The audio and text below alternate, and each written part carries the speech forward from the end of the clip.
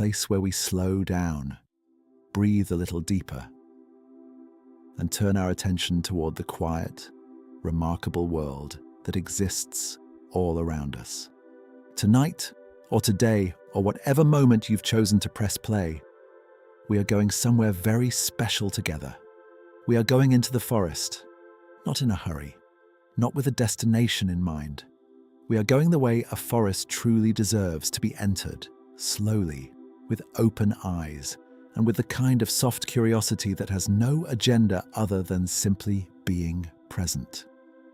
Hello, and welcome to Quiet Knowledge. Forests have been growing on this earth for an almost incomprehensible span of time. Long before we arrived, they were here. They were breathing, they were communicating, they were growing, dying and growing again in their patient, unhurried cycles.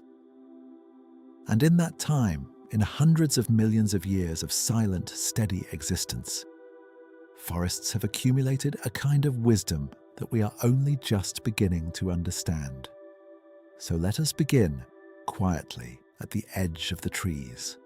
The light is still pale, the air is cool, there is dew on the grass beneath your feet. Somewhere ahead, between the first dark shapes of the trunks, something is stirring. Let's go see what it is. The moment you step beneath the canopy of a forest, something changes.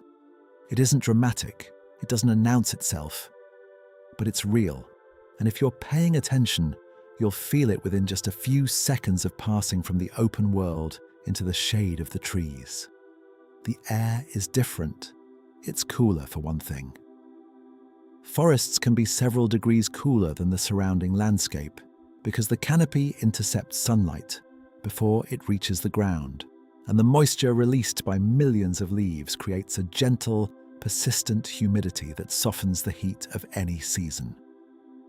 But the air also smells different, richer, earthier.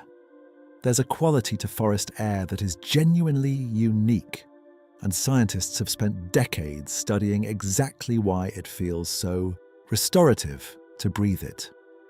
We'll come back to that. For now, just notice how the light changes as you walk deeper in. Near the edge of the forest, light comes in at angles, long slanted beams that touch the undergrowth and turn ordinary ferns into something luminous. This is called edge light. It's the light that painters have tried to capture for centuries, that quality of gold and green that seems to belong to another world. As you move deeper, the light breaks up further, filtered by layer after layer of leaves until it arrives at the forest floor as something scattered and soft. What ecologists call dappled light, and what poets have sometimes called the light that has been through 1,000 small decisions before reaching you. Beneath your feet, the ground is spongy. This isn't an accident. A healthy forest floor is layered like a living cake. Leaf litter on the surface, then partially decomposed organic matter, then rich dark humus, then mineral soil beneath that soil. Each layer has its own community of organisms, its own chemistry, its own role in the larger system. A single handful of healthy forest soil can contain more living organisms than there are people on the entire surface of Earth. That softness you feel underfoot isn't just leaves, it's life. You walk slowly here, not because you have to, but because something in the atmosphere of an old forest seems to slow you down naturally. Your breathing deepens. Your shoulders lower just slightly, without you deciding to relax them. Your eyes soften, taking in the whole scene rather than focusing on any one thing. Scientists have actually studied this phenomenon. When people walk in forests, their cortisol levels, the biochemical marker of stress, drop measurably within minutes. Heart rate slows, blood pressure falls. The nervous system shifts subtly but genuinely toward a calmer state. The Japanese have a word for the practice of spending mindful time among trees. Shinrin-yoku translates roughly as forest bathing.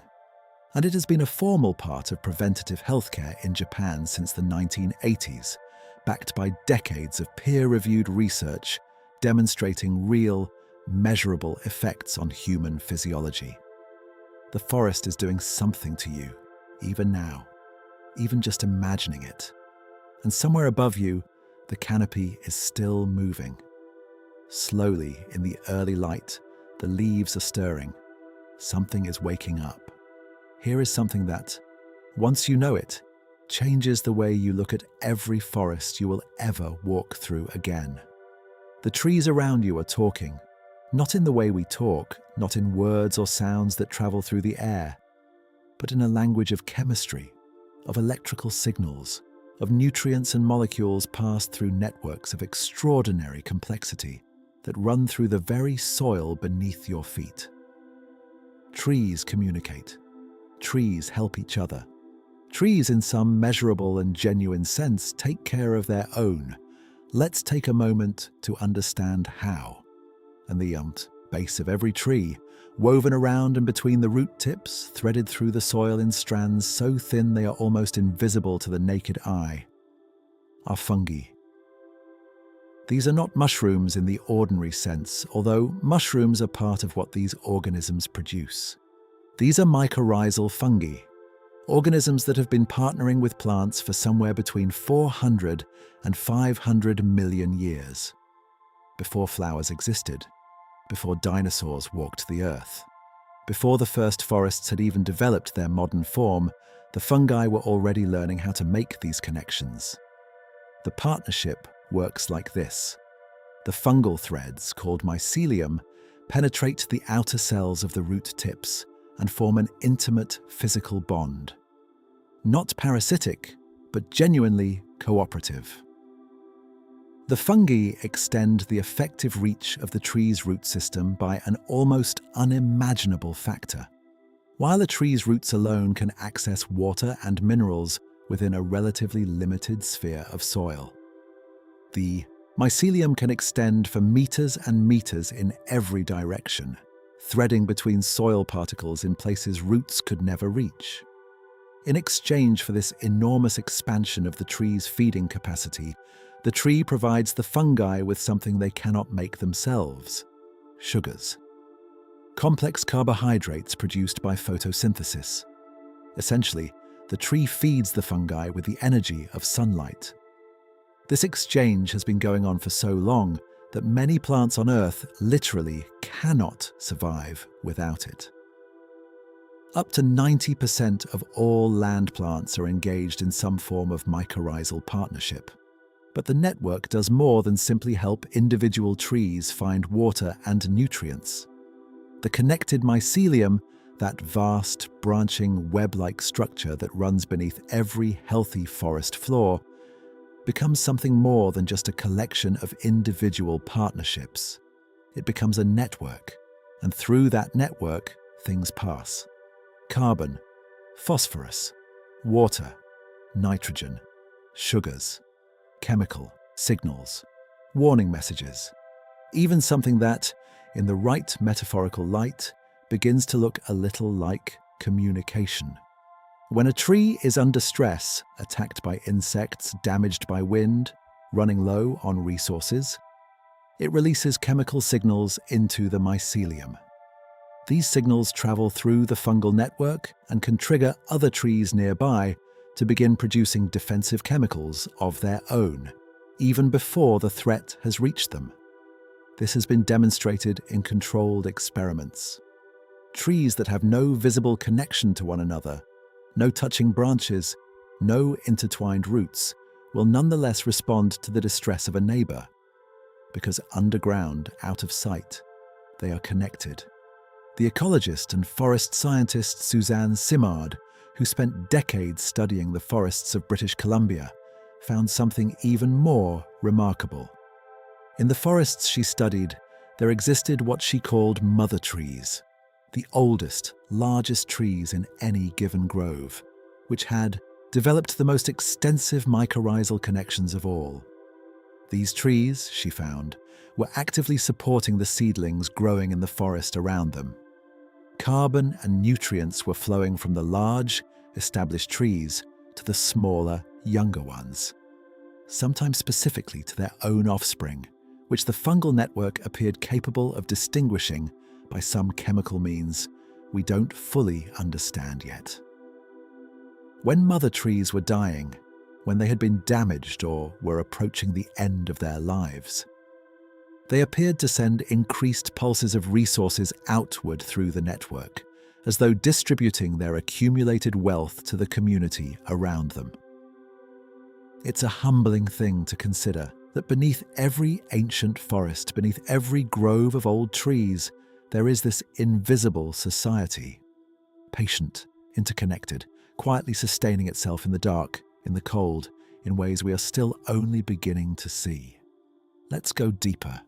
Not deeper into the forest exactly, but deeper into the ground beneath it. Because the story of a forest doesn't begin in its branches, or even at its roots. It begins in the soil.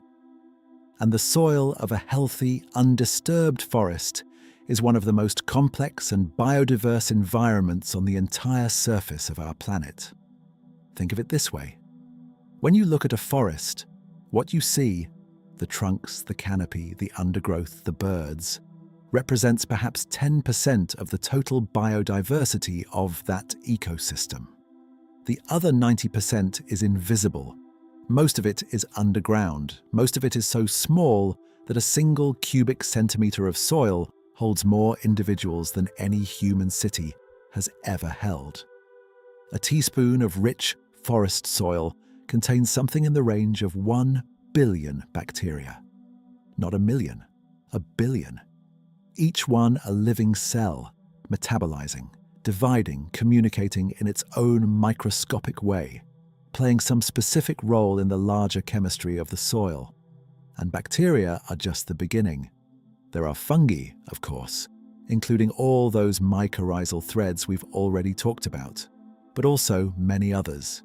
Decomposers that break down fallen leaves and dead wood, converting complex molecules back into the simple compounds that trees and plants can absorb through their roots.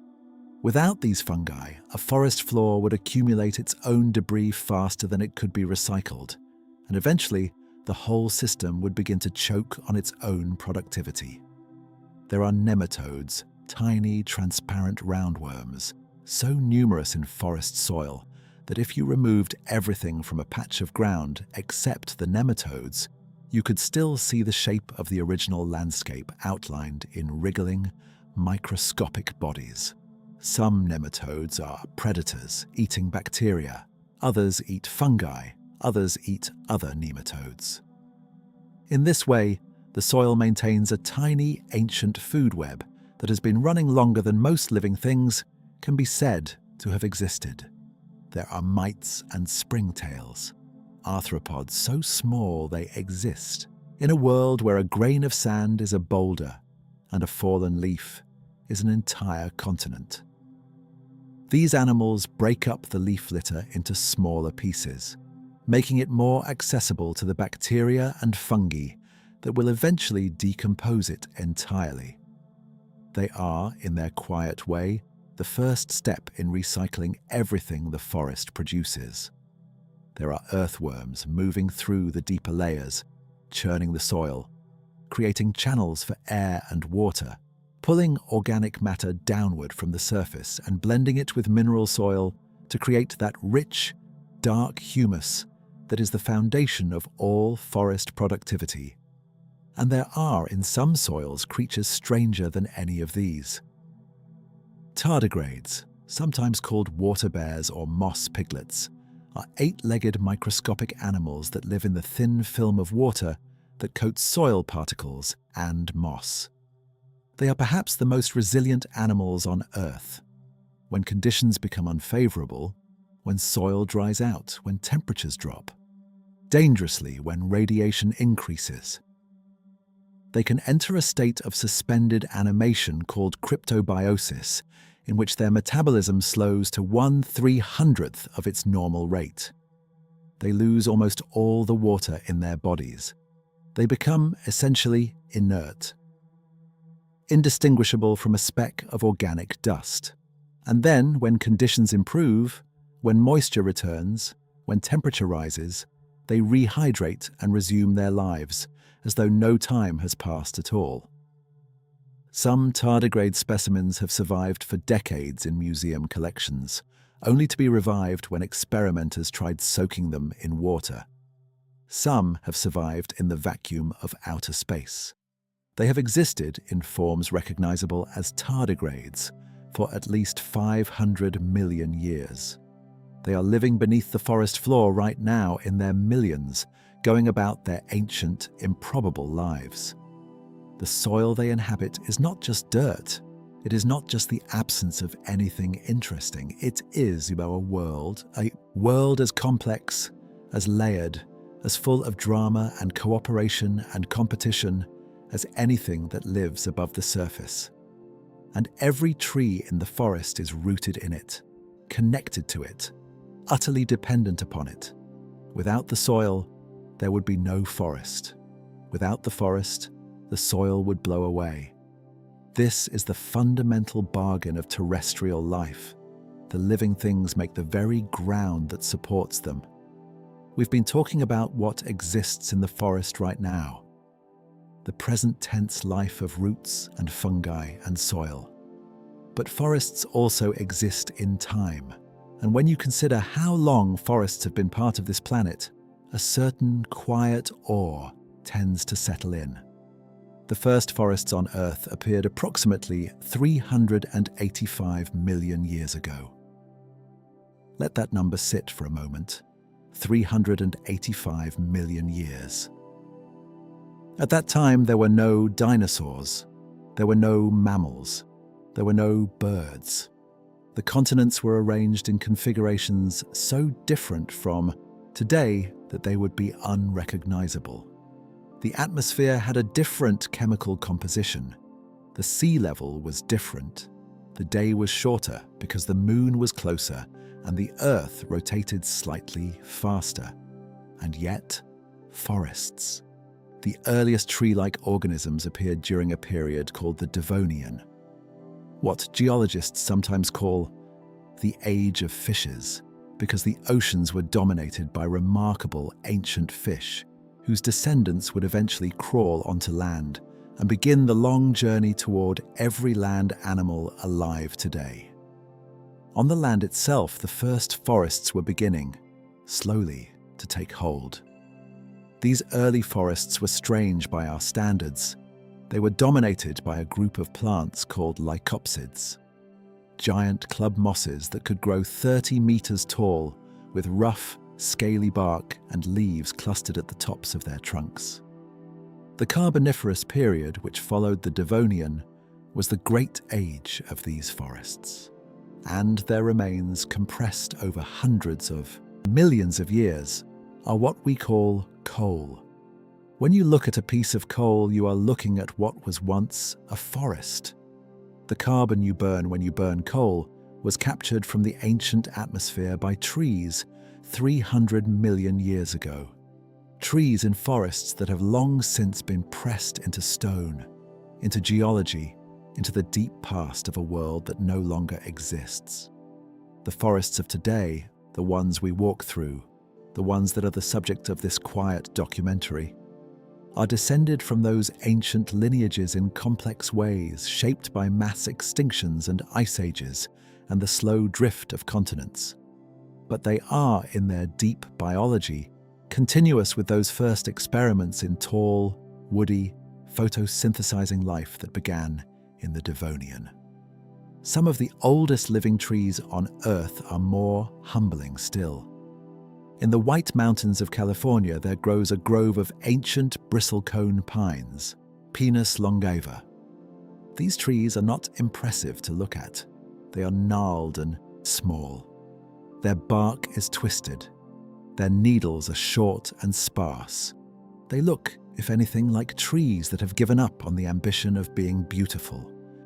But one of them, known as Methuselah, though its precise location is kept secret to protect it from visitors, has been dated at more than 5,000 years old.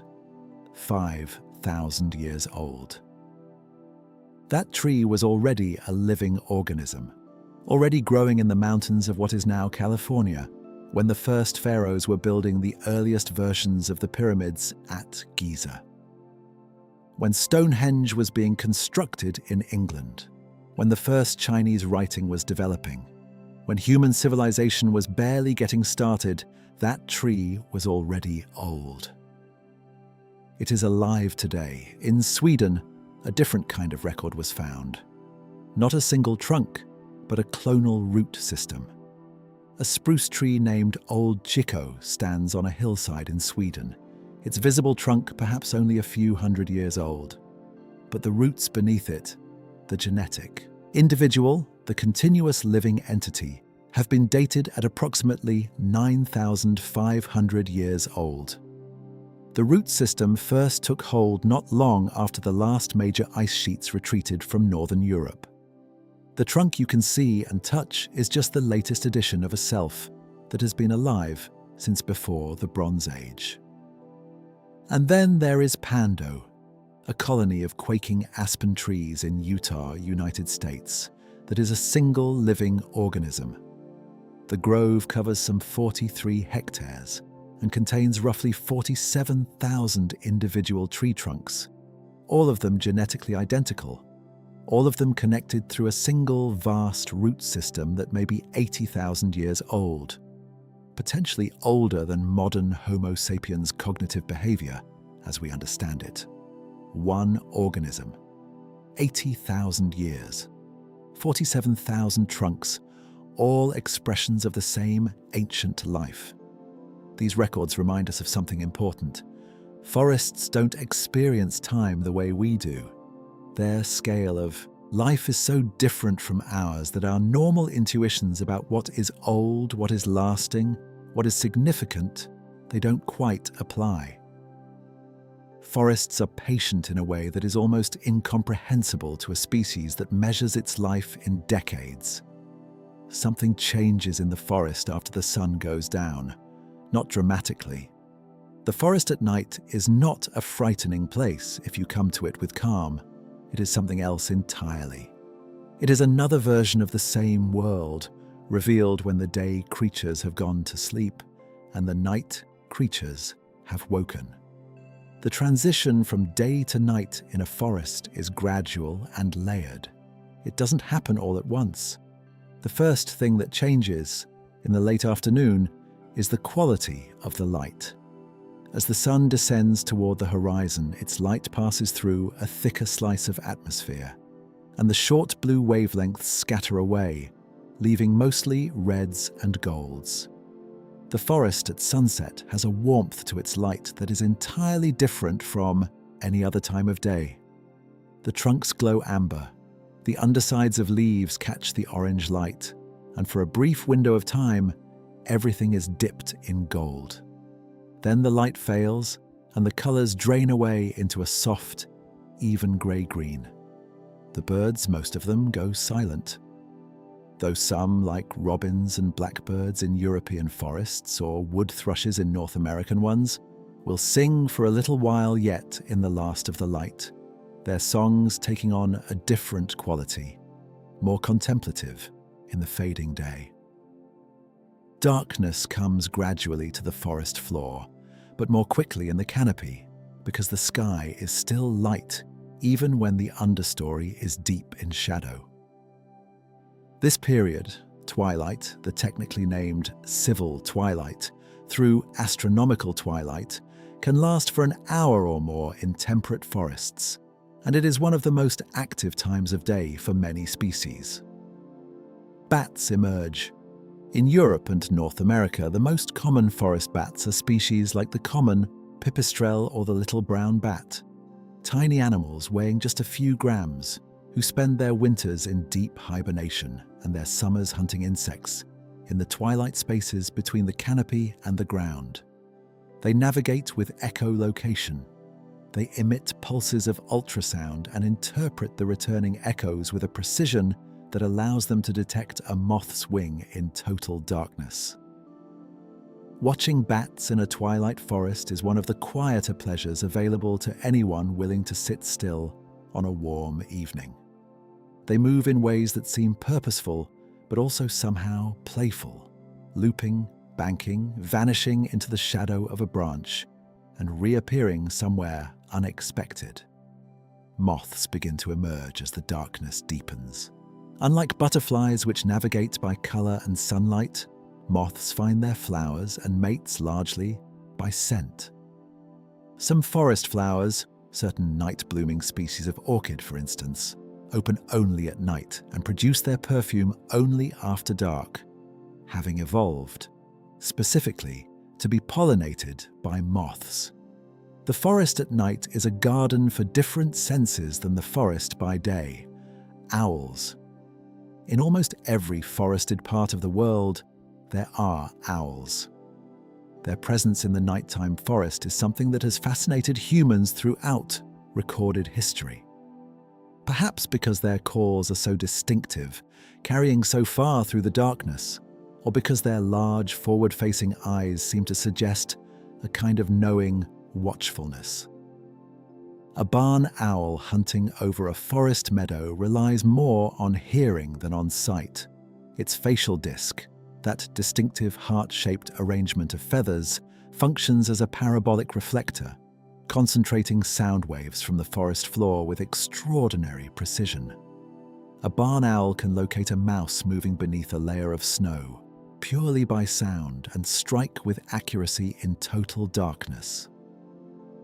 The great horned owl of North American forests is one of the forest's apex predators. A bird whose only real competitor at night is the much rarer great grey owl, and who can take prey as large as a skunk or a small domestic cat. When a great horned owl calls at night in a forest, its resonant, unhurried hoo-hoo-hoo-hoo-hoo carries through the trees for kilometers, establishing territory, seeking a mate, simply being present in the dark. And then there is the extraordinary phenomenon that only very lucky walkers in certain forests will ever see. Bioluminescent fungi. In the warm, moist forests of parts of Asia, South America, and a handful of other locations, certain species of mushroom emit a faint, cold greenish light. This phenomenon, called foxfire or will-o'-the-wisp in folklore, is the result of a chemical reaction. The enzyme luciferase catalyzes the oxidation of a compound called luciferin, and the energy released by that reaction is emitted as light rather than heat. Why do some fungi glow? Scientists still aren't certain. Some hypotheses suggest that the light attracts insects, which then disperse the fungi's spores. Others suggest it may be a byproduct of metabolic processes with no specific function. What is certain is that it is one of the most quietly extraordinary things that exists in nature.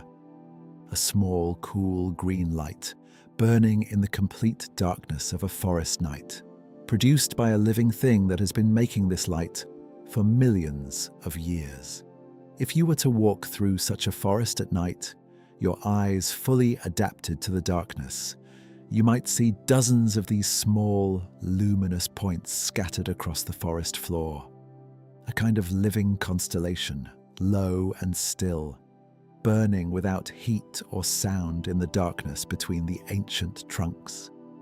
It is the sort of thing that makes the world feel genuinely, quietly wonderful. Close your eyes for a moment if you can. Just listen. What do you hear when you imagine a forest? For most people, the first thing is birdsong, that bright, complex, endlessly varied weaving of notes that fills the morning air of any healthy forest. But the soundscape of a forest is so much more than birdsong. It is a layered, complex acoustic environment in which every sound has a source, every source has a story, and the whole together forms something that researchers now call the soundscape, or the bioacoustic signature of a place. Ecologist Bernie Krause, who has spent decades recording natural soundscapes around the world, divides the sounds of wild places into three categories. Biophony, the sounds made by living organisms. Geophony, the sounds made by non-living forces like wind and water. And anthrophony, the sounds made by humans. In a truly undisturbed forest at the right time of day, the anthrophony falls away to almost nothing. What remains is just the biophony and the geophony, just life and wind and water. Let's move through those sounds one at a time. The wind in a forest sounds different depending on where it is.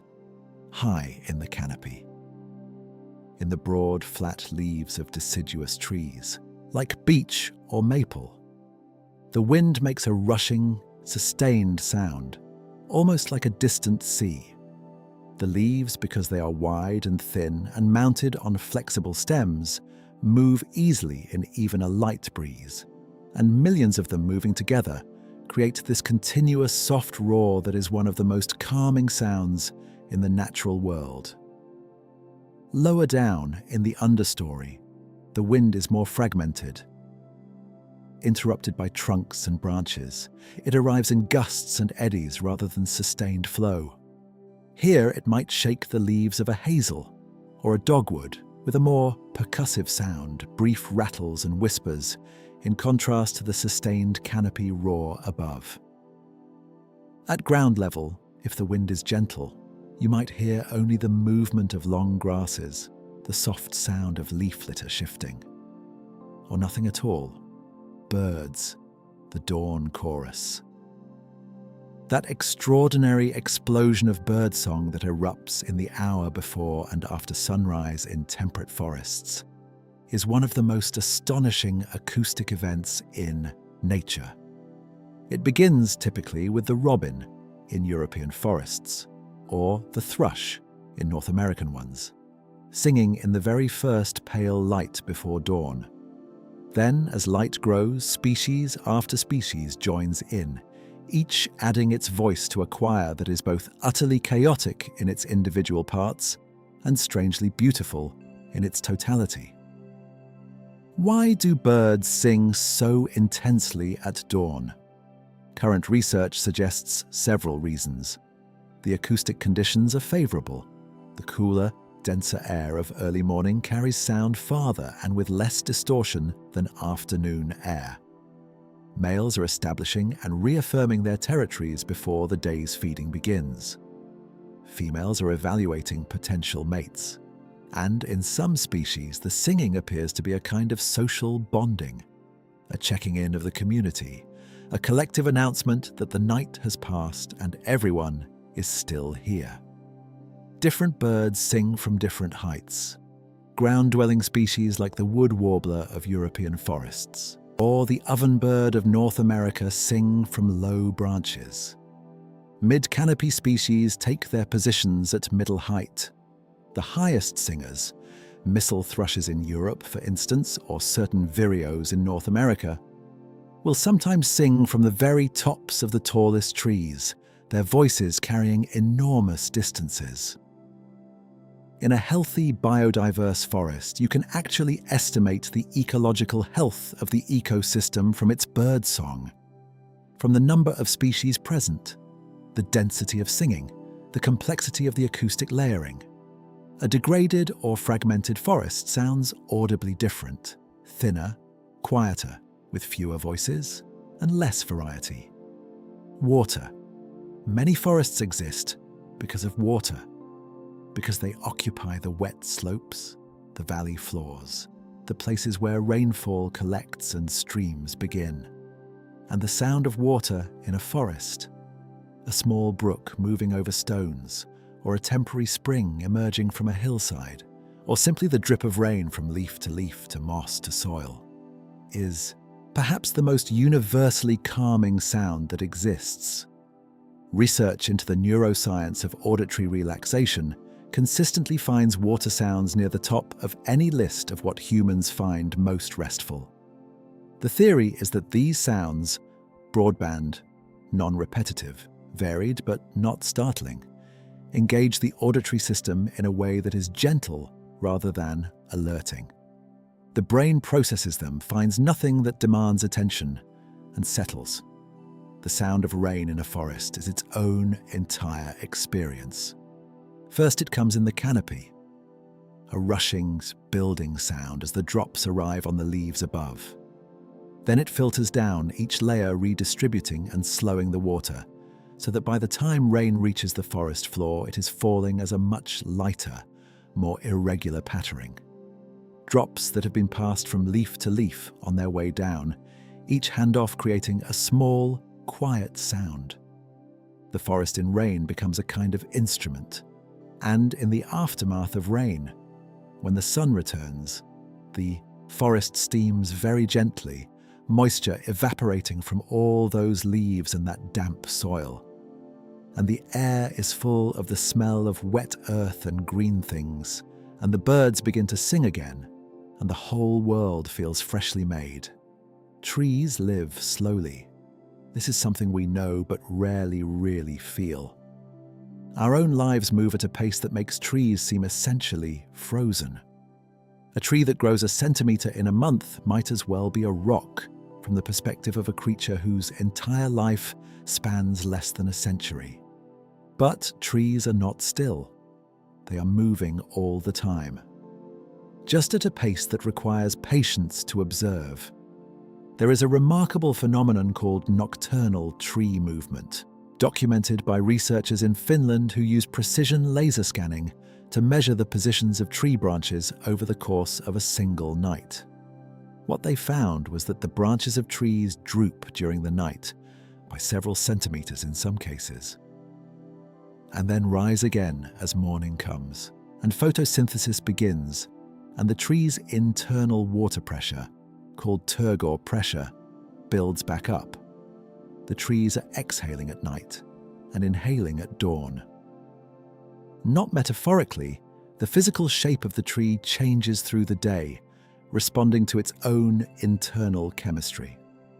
Watch a time lapse of a young tree over the course of a growing season, and you'll see it reaching, turning slowly toward the light, extending its branches in the direction of the most available photosynthesis, pulling back or redirecting when a neighbor blocks the way.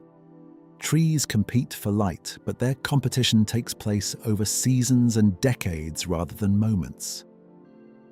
A tree's entire competitive strategy might unfold over 100 years.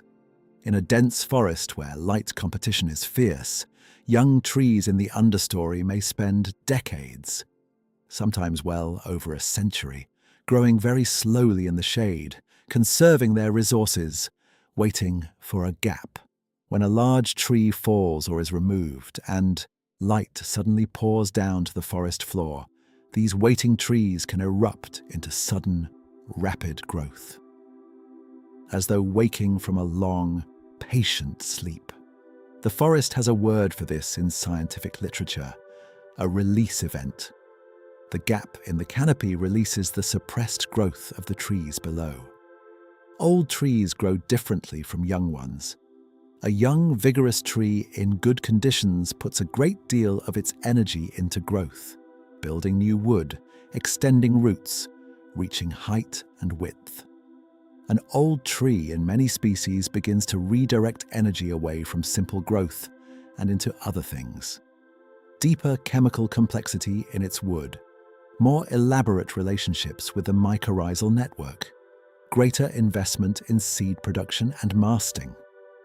Those cycles of enormous seed crops that some tree species produce synchronously with other individuals of their species across vast areas, as though the whole forest decided together to reproduce in a particularly energetic year. The rings inside a tree are a record of all of this. Every year of a tree's life written in wood. A narrow ring means a hard year: drought, cold, heavy competition, insect damage. A wide ring means a good year: adequate water, warmth, plenty of light. A tree's rings are a diary, and scientists called dendrochronologists can read them, can reconstruct the climate conditions of centuries past from the trees that lived through them.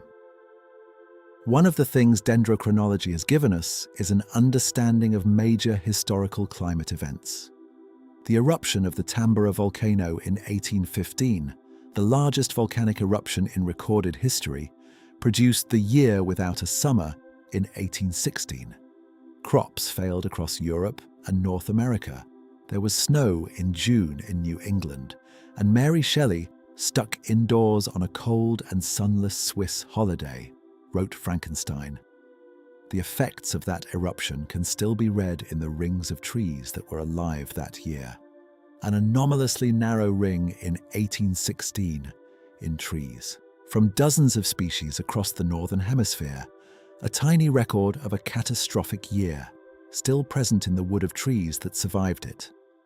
Some trees produce a substance called tyloses, structures that form inside the water-conducting vessels of the wood as the tree ages, that effectively transform the heartwood into something harder, denser, and more resistant to decay. Old-growth wood has a density and a chemical complexity that plantation wood simply doesn't have. An oak beam from a medieval cathedral can last 500 years in place. Some ancient timbers preserved in bogs are still structurally sound after thousands of years. The wood of old trees is something that takes centuries to make, and once made, can last for centuries more. We have talked about how forests affect the atmosphere and the soil and the water. Now let's talk about something more personal: how forests affect you. The research field of environmental psychology has, over the past several decades, accumulated substantial evidence that time spent in natural environments, and particularly in forests, has measurable beneficial effects on human mental and physical health. This isn't folklore, and it isn't simply the comfortable feeling of being outdoors.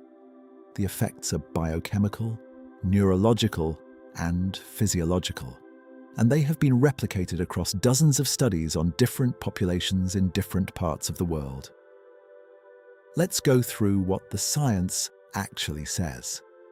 Stress hormones, particularly cortisol, the hormone that your adrenal glands release in response to stress, decrease significantly after time in forested environments. A study published in the journal Environmental Health and Preventive Medicine measured cortisol levels in participants before and after walks in urban environments versus forest environments. The forest walks produced significantly greater reductions in cortisol than the urban walks, even when the duration and physical exertion were matched. Blood pressure responds similarly. Multiple studies have found that resting blood pressure falls after time in forests, and that this effect is greater in individuals who began with higher baseline blood pressure.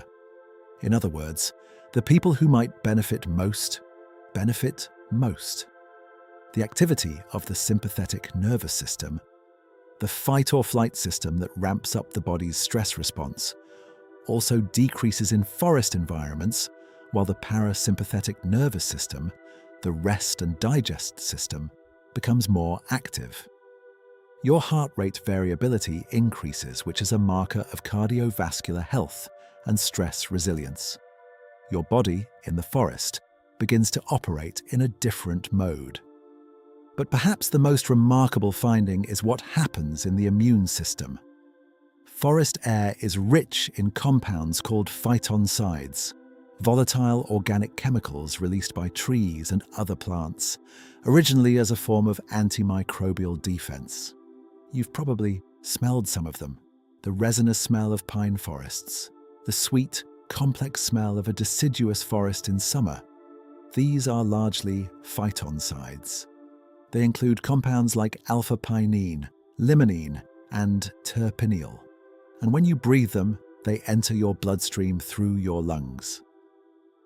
Several studies by Japanese researcher Ching Li have found that phytoncide exposure significantly increases the activity of natural killer cells, a type of white blood cell that plays a key role in the immune system's ability to identify and destroy cancer cells and virus-infected cells. In one study, participants who spent 3 days walking in a forest showed increased natural killer cell activity that persisted for at least 30 days after the forest visit. The effect of a single forest visit lasted for a month. The forest air itself seems to support the body's ability to protect itself. there's more. Research on visual environments has found that the fractal geometry of natural scenes, the branching patterns of trees which are self-similar at different scales, like all fractals, appears to have a stress-reducing effect on the human visual system. When people view images with fractal dimensions in the range of 1.3 to 1.5, which corresponds closely to the fractal dimension of most natural scenes, including forests, their brain activity shifts toward a more relaxed pattern, and they report feeling calmer. This may reflect something deep in the evolutionary history of our species. We evolved in natural environments surrounded by these fractal patterns of leaf and branch and root. Our nervous systems may have become, over millions of years, tuned to these patterns as signals of a safe, resource-rich environment. A forest is, in some sense, a place our bodies recognize. The practice of Shinrin-yoku, forest bathing, as we mentioned earlier, formalizes this recognition. In Japan, there are now dozens of officially certified forest therapy trails, maintained specifically for the purpose of health-promoting forest experiences. Practitioners walk slowly, engage all their senses deliberately, and allow the forest environment to wash over them. The recommended practice isn't hiking or birdwatching or any particular activity. It's simply being present in the forest, with open attention, for a few hours at a time. The results documented in clinical studies include reduced anxiety and depression scores, improved sleep quality, increased feelings of awe and gratitude, and measurable immune-boosting effects. The forest doesn't require anything from you. It doesn't ask you to perform or achieve or understand. It only asks you to arrive, and to be quiet, and to pay attention. That seems like a very reasonable ask. Come down, come very close to the ground now, closer than you'd normally look. Let the ordinary scale of things fall away and pay attention to the miniature world that exists just at your feet. In a square meter of healthy forest floor, the kind of textured, layered, dark and rich patch of earth that exists in an undisturbed woodland, there are more species of organism than you are likely to see in a year of birdwatching or mammal spotting. Most of them are invisible to the naked eye, but some of them you can see if you look carefully, and each one is a world unto itself. Beetles. There are more species of beetle on Earth than there are species of any other animal group. The Victorian naturalist J.B.S. Haldane, when asked by a theologian what he could infer about the mind of God from studying nature, reportedly replied that God has an inordinate fondness for beetles. The observation holds, with somewhere over 350,000 described species, and likely many more undescribed ones, beetles occupy every ecological niche available to an insect, including most of the ones in a forest. Bark beetles, tiny, cylindrical, often brown or black, spend most of their lives inside the wood of trees. The females bore into the bark and create galleries, elaborately branched tunnels in which they lay their eggs. When you see the characteristic patterns that these tunnels leave, intricate, branching engravings like a text in some unknown script, revealed when a piece of bark falls away. You are seeing the home of a bark beetle family, carved with what seems like extraordinary deliberateness from the living wood. Some bark beetle species are important as decomposers.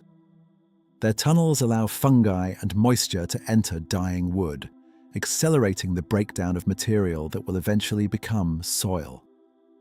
Others, in large outbreaks, can be significant agents of forest change. The mountain pine beetle infestations of western North American forests, for instance, have affected millions of hectares of forest in recent decades, producing vast areas of standing dead timber that eventually become early successional habitats for a different community of species. Ground beetles, a large and diverse family including everything from tiny, fast-running iridescent beetles to large, imposing species with powerful jaws. Are important predators on the forest floor, controlling populations of the invertebrates they eat. A single ground beetle will travel considerable distances each night in search of food, and in the course of a season it will consume enormous quantities of the prey animals, slugs, caterpillars, insect larvae, that could otherwise damage the vegetation. Ants. In terms of biomass, total weight of living tissue, ants may constitute more of the forest than any other group of animals, including all the vertebrates combined. They are everywhere, in the soil, under logs, inside dead wood, on the surface of leaves. The leafcutter ants of tropical forests carry fragments of vegetation to underground fungal gardens in a system of agriculture that predates human farming by approximately 50 million years. The wood ants of temperate forests build enormous mound nests, structures that can persist for decades and house hundreds of thousands of individuals. And from these nests range widely through the surrounding forest, hunting insects and collecting aphid honeydew with something that looks, from a distance, like coordinated logistics. Wood ants play a vital role in forest ecosystems. They aerate the soil in and around their nests. They turn over enormous quantities of organic material. They predate on a very wide range of forest insects, including many pest species. The presence of healthy wood ant colonies is now used by some ecologists as an indicator of overall forest health. Moss animals. On the surface of mosses and on submerged stones in forest streams, there live animals called bryozoans, sometimes called moss animals, that are so small and so strange that most people have never heard of them, despite the fact that they occur in almost every aquatic and semi-aquatic habitat on Earth.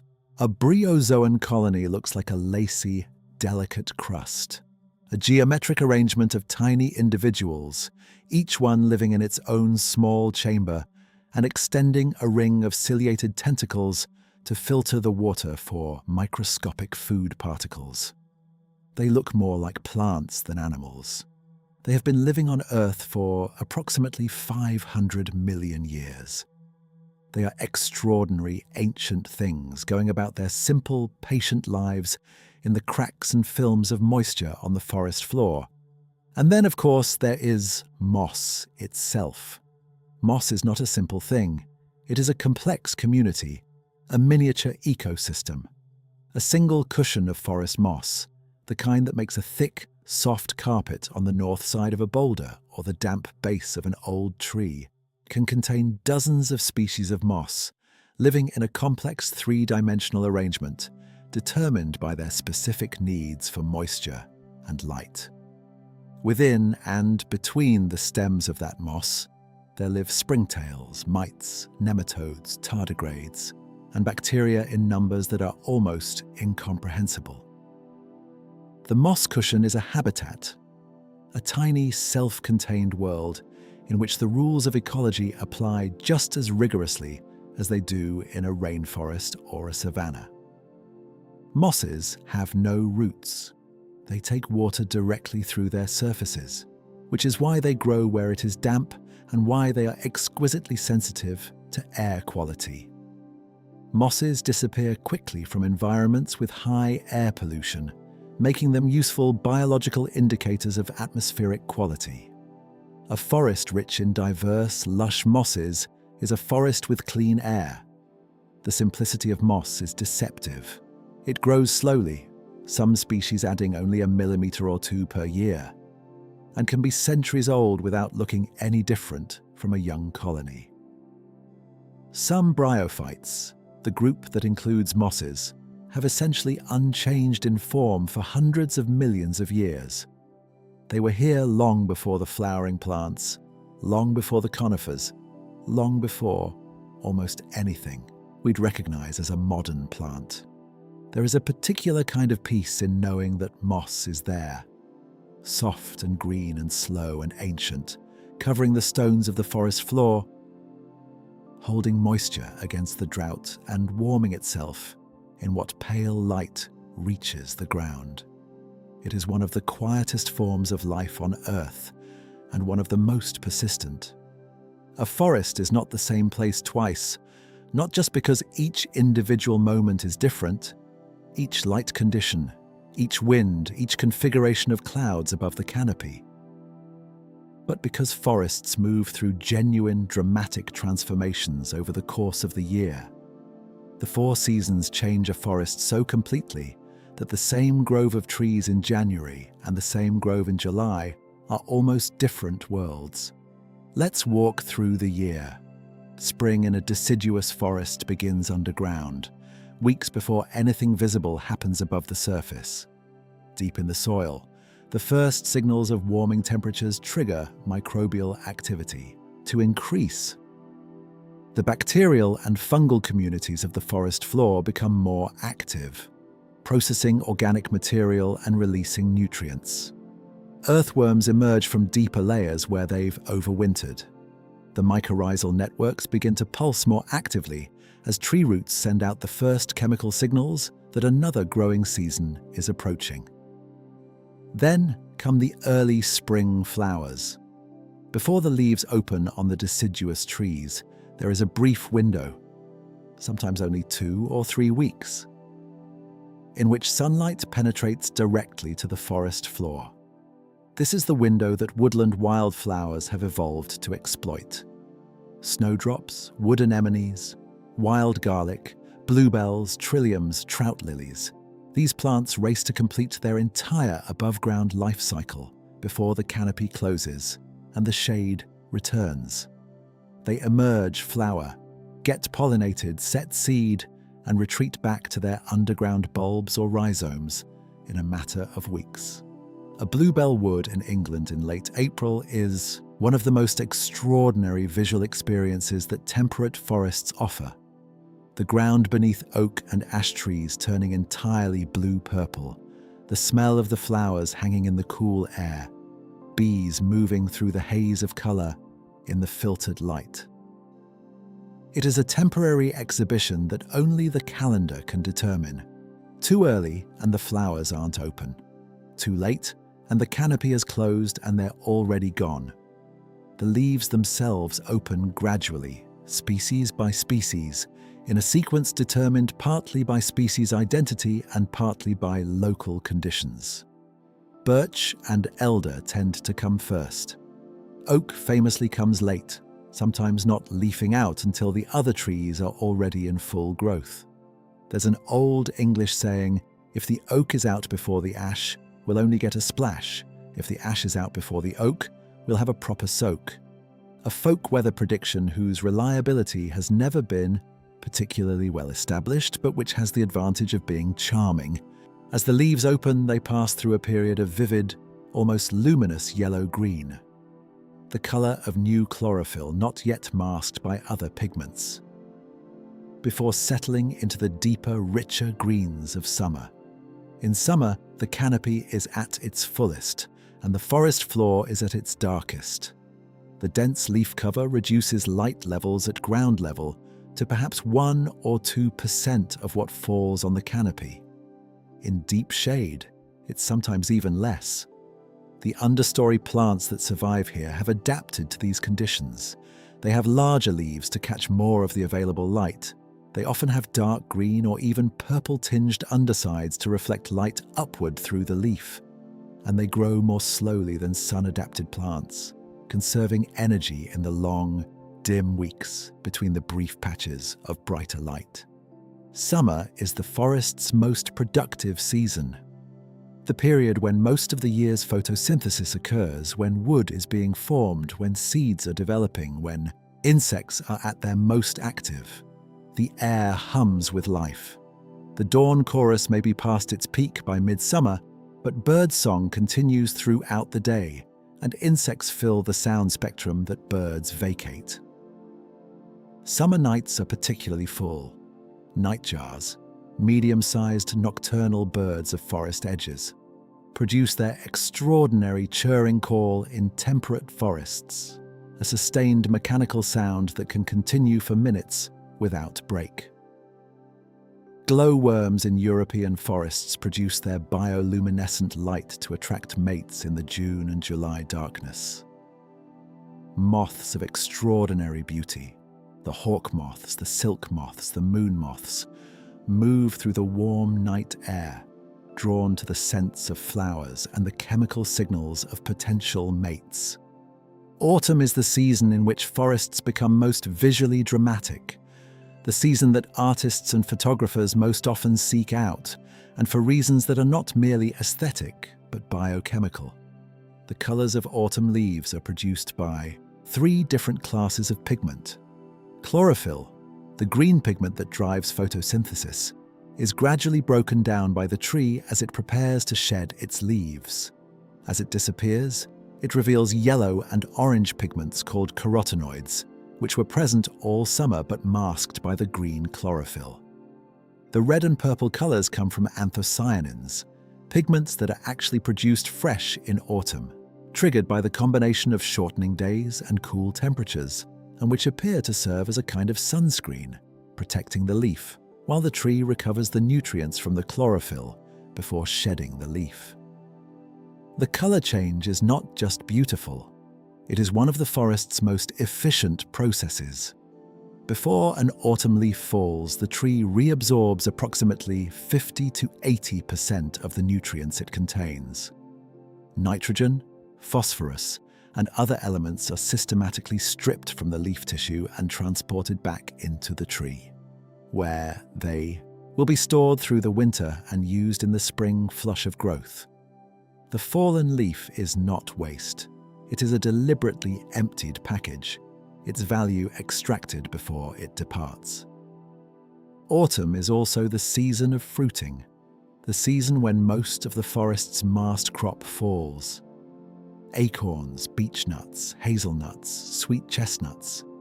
The seeds of the forest's trees fall in quantities that are sometimes enormous. In mast years, the occasional years when most individuals of a species produce a particularly large crop simultaneously. The forest floor can be ankle-deep in nuts. The mast strategy works partly through satiation, by producing more seeds than the animals that eat them can possibly consume. The trees ensure that some seeds survive to germinate. After a mast year, the populations of seed-eating animals, squirrels, deer, mice, jays, wild boar, all increase, responding to the abundance of food. And then, in the lean years that follow, those populations crash back down and, the trees, having kept their seed predators in check for a while, produce the next big mast crop. It is a long game. Trees play longer games than almost anything else. In winter, a deciduous forest is at its most skeletal. The bones of the canopy exposed against the sky, the light reaching the floor in a way that it cannot do in any other season. The forest is quieter now, but not silent. Resident birds, wrens, nuthatches, tree creepers, woodpeckers, work the bark and the leaf litter for insects and seeds. Fungi continue to fruit in the mild periods, pushing up through the leaf litter with an apparent indifference to the cold. The trees are not dormant in any simple sense. Biochemical processes continue slowly inside them. The mycorrhizal networks, somewhat reduced in activity, persist in the soil. Root systems continue to respond slowly to moisture conditions, and inside each bud, those tight, armored structures that sit at every branch tip through the winter, are the templates of next spring's leaves, already formed, waiting for the temperature signal that will trigger their opening. A winter forest is a forest at rest, but a forest at rest is not a forest asleep. It is a forest thinking, slowly, about spring. One of the enduring popular misconceptions about large trees is that their roots mirror their canopy. That a tree 20 meters tall must have roots reaching 20 meters deep. This is not how trees work.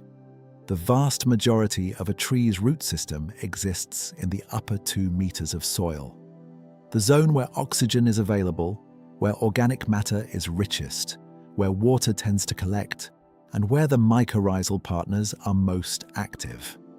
Very few tree species have roots that penetrate more than 3 or 4 meters into the ground under ordinary conditions. Some tropical species in their highly competitive environments may go deeper, but most temperate forest trees are, in their root architecture, wide rather than deep. What this means is that a large oak tree might have roots extending 15 or 20 meters in every direction from its trunk, a root system covering the area of a small house. But almost all of that root system is in the top meter or so of soil. This creates an interesting structural challenge because a large tree generates enormous leverage forces. A 20-meter tree with a full canopy acts as an enormous sail. In a strong wind, the force applied to the base of the trunk can be substantial. How does the shallow root system resist this? The answer is the sinker roots. While the vast majority of a tree's feeding roots are in the upper layers of soil, most large trees also develop a smaller number of vertical sinker roots, roots that grow straight down from the main horizontal laterals, anchoring them to the deeper soil layers. These sinker roots provide a mechanical anchor, converting the horizontal root spread into a structure that resists uplift as well as horizontal movement. When a large tree blows over in a storm, the whole root mass pulling out of the ground as a plate, you get a dramatic view of this architecture. The root plate exposed by a fallen tree is often roughly circular and surprisingly shallow, but very wide and threaded with the sinker roots that have now been ripped free of their anchoring.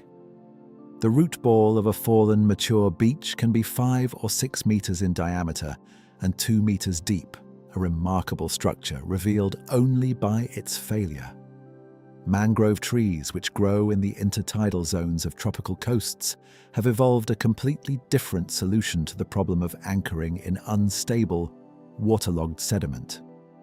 Their prop roots, the characteristic arching roots that appear to hold the trunk above the water, grow from the trunk and lower branches, curve outward and downward, and root again in the substrate. Each prop root both anchors the tree and raises it above the fluctuating water level. The result is a tree that sits above its own root system, propped above the water by a spreading tangle of woody arches. The aerial roots of tropical fig trees represent another extraordinary solution. Strangler figs, a large and diverse group of fig species, begin their lives as epiphytes. They germinate in the canopy of another tree, far above the forest floor, and begin to grow downward.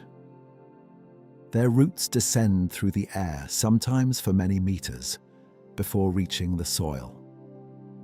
As they grow, they enclose the host tree, gradually binding and eventually, in many cases, girdling and killing it.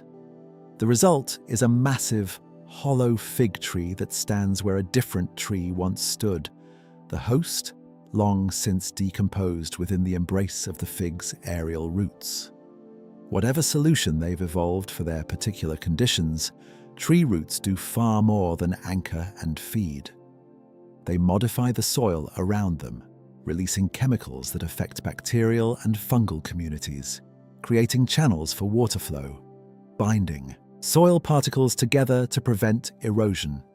Root systems are active participants in the soil ecosystem they inhabit, and when a root tip dies and is replaced by a new one growing elsewhere, the constant, slow remodeling of the root system that continues throughout a tree's life. The dead root material becomes food for the soil organisms, cycling its nutrients back into the available pool. Even in dying, a root feeds the forest. Zoom out, far out.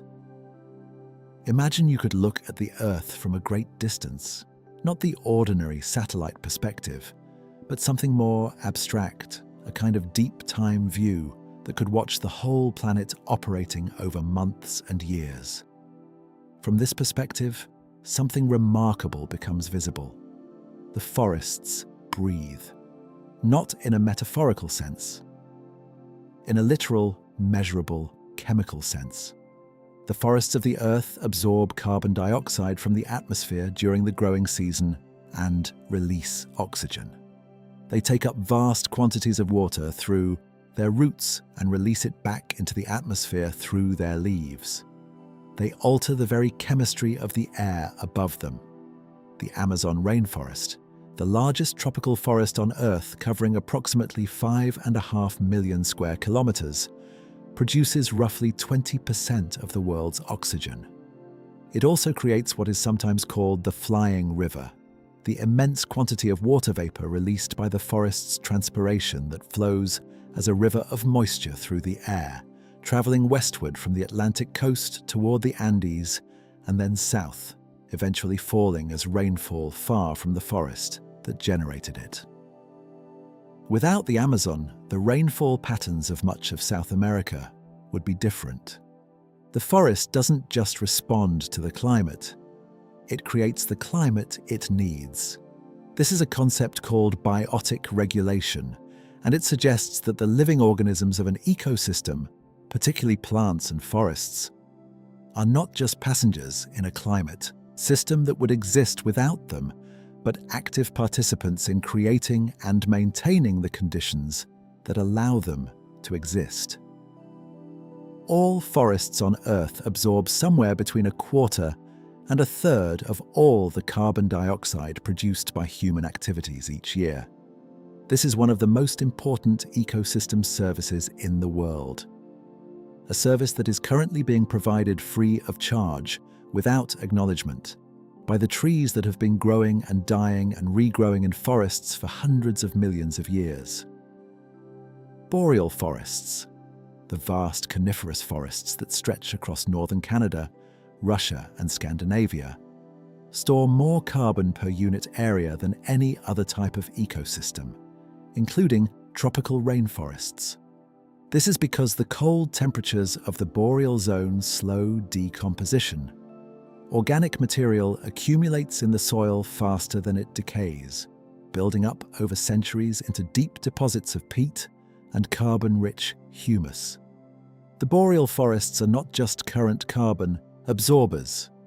They are carbon vaults holding in their soils the accumulated legacy of thousands of years of biological production. The climate regulation provided by forests extends beyond carbon. Forests increase regional precipitation by releasing water vapor and promoting cloud formation. They moderate temperature extremes. Forests are cooler in summer and warmer in winter than open land, because the canopy intercepts solar radiation and the mass of vegetation moderates the local air temperature. They reduce wind speeds, protect soils from erosion, and filter water as it passes through the soil on its way to streams and rivers. A river flowing through intact forest is, typically, cooler, clearer, and more stable in its flow than a river flowing through land that has been cleared. The forest holds water in the soil during wet periods, releasing it gradually through dry periods, buffering the catchment against both flood and drought. When forests are removed, these services disappear, not gradually, but often suddenly and catastrophically. The immediate post-clearance landscape is prone to flooding during rain events and to drying out between them. The soil, unprotected by roots and vegetation, begins to erode. The local precipitation decreases as there are fewer trees to release moisture, and temperatures increase.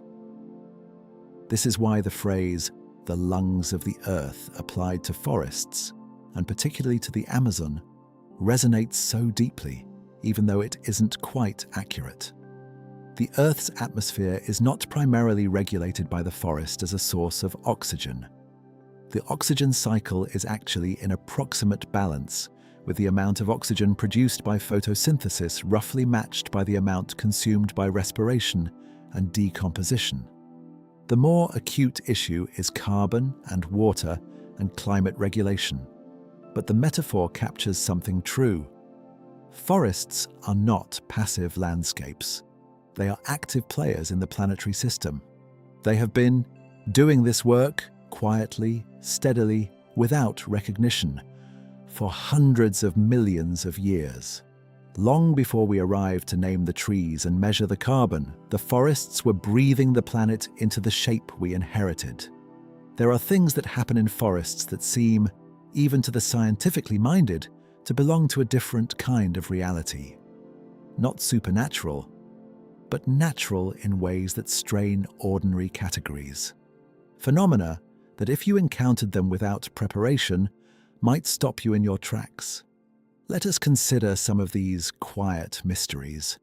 We have mentioned bioluminescence before in the context of the nighttime forest. But it deserves a longer consideration because it is one of the genuinely extraordinary facts about forests. There are approximately 80 to 100 species of bioluminescent fungi known to science. Fungi that emit a continuous cold, greenish light, day and night, produced by a chemical reaction catalyzed by enzymes in the living tissue of the mushroom. The light isn't bright. You need darkness-adapted eyes to see it clearly. But in total darkness, it is unmistakably real, and in some species, it is visible from several meters away. The phenomenon has been known since antiquity. Aristotle wrote about cool flames, observed on decaying wood. What we now understand to have been bioluminescent fungi and bacteria. In the days before electric light, sailors occasionally noticed a pale greenish glow from timber on ship decks that had become damp and begun to decay. The phenomenon was called foxfire, and superstitious sailors sometimes regarded it with alarm. Today, scientists study bioluminescent fungi both for their intrinsic biological interest and for potential biotechnology applications. The compounds involved in biological light production, luciferin and luciferase, have already transformed medical research, where they are used as genetic markers to track the activity of cells in living organisms. The forest's quiet glow may have more uses than we've yet imagined. In certain geographic locations, coastal mountain ranges where warm, moist ocean air meets cool terrain, or tropical mountains at elevations between roughly 1,000 and 3,000 meters. There exist forests that live almost perpetually in cloud. These cloud forests, or fog forests, are among the most species-rich environments on Earth, particularly for plants. The constant moisture allows a density of epiphytes, plants that grow on other plants, including mosses, ferns, lichens, and orchids. That is simply astonishing. In a cloud forest, every horizontal surface that can support a plant often does. Tree trunks and branches are coated in deep, soft layers of moss. Orchids bloom in the air 20 meters above the ground. Ferns grow from the crevices in bark. The visual effect is of a world in which the forest has filled every possible space, climbing over itself and adding layer after layer of green and wet and extraordinary life. Cloud forests intercept moisture directly from fog and cloud. Tiny water droplets that condense on the surfaces of leaves and fall to the forest floor as what is called horizontal precipitation.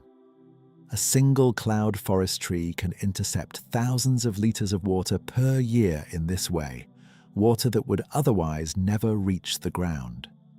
In some regions, cloud forests are the primary source of fresh water for communities living below them. The fog they capture sustains rivers and springs in dry seasons when rain has stopped falling. Cloud forests also have extraordinary endemic species, organisms found nowhere else on Earth.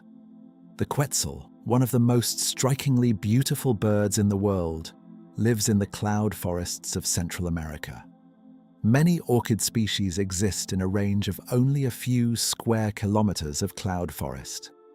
The high endemism of these forests makes their conservation particularly urgent. When a cloud forest disappears, the Species that evolve to live only there often disappear with it. We have already touched on dendrochronology, the reading of tree rings to understand climate history. But the depth to which this technique has been pushed is extraordinary enough to deserve its own consideration.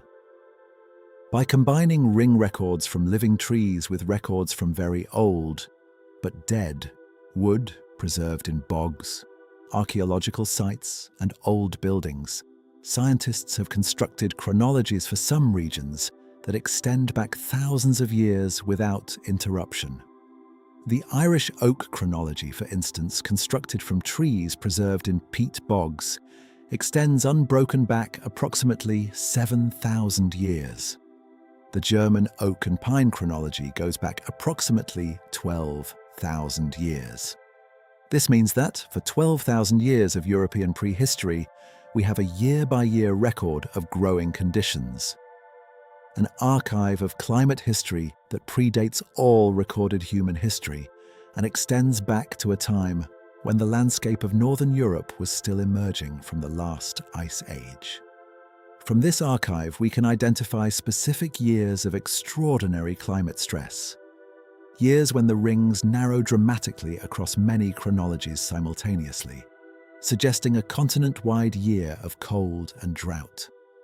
Some of these cold events can be correlated with major volcanic eruptions. The eruption of Santorini around 1628 BCE, for instance, leaves a signal in tree rings across the northern hemisphere. The eruption of an unknown volcano around 536 CE, which caused a documented dust veil event that dimmed the sun and caused crop failures across the Byzantine Empire, contributing to the late antique Little Ice Age, leaves its mark in tree rings from Mongolia to Ireland. The trees remember these events. They have been keeping this record quietly in their rings for longer than any human institution has existed. Forests create their own weather at a scale from the local to the regional. Above a large forest, air that has absorbed moisture from the tree's transpiration rises, cools, and may condense into clouds. These clouds can eventually produce rain. Rain that falls back on the forest is absorbed by the trees and evaporates again in a cycle.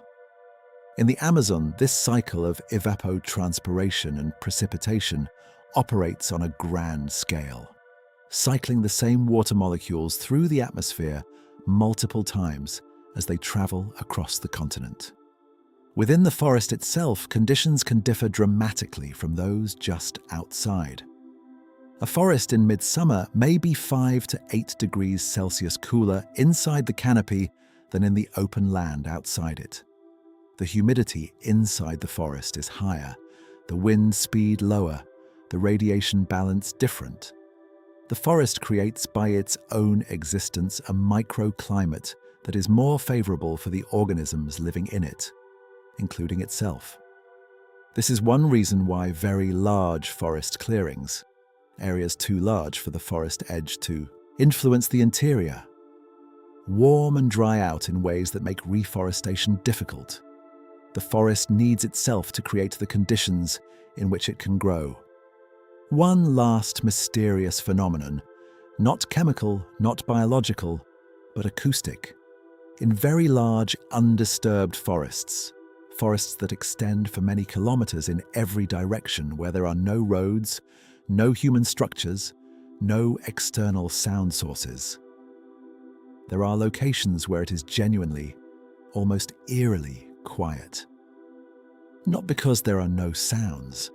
There are always some biological sounds in a living forest, but because the sound is so absorbed, so scattered by the complex structure of trunks and branches and leaves, that the acoustic environment becomes almost anechoic.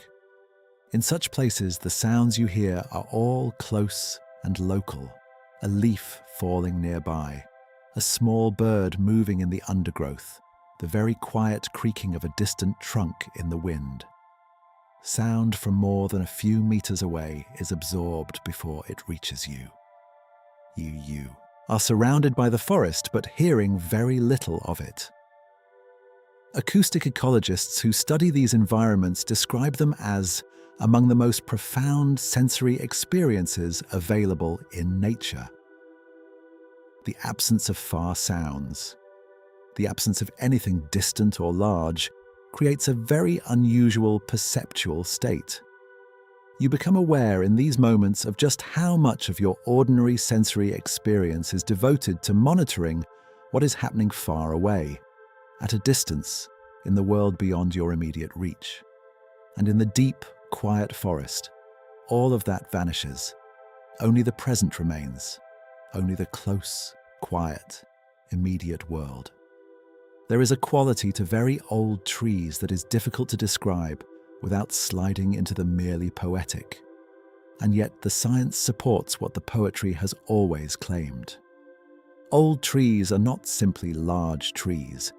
They are different in measurable and important ways from younger trees of the same species. The ecological value of old trees, what scientists call veteran trees or ancient trees, is now a well-established area of research. And what that research consistently finds is that old trees provide a suite of ecological functions that younger trees simply cannot replicate, regardless of how many younger trees you plant in their place.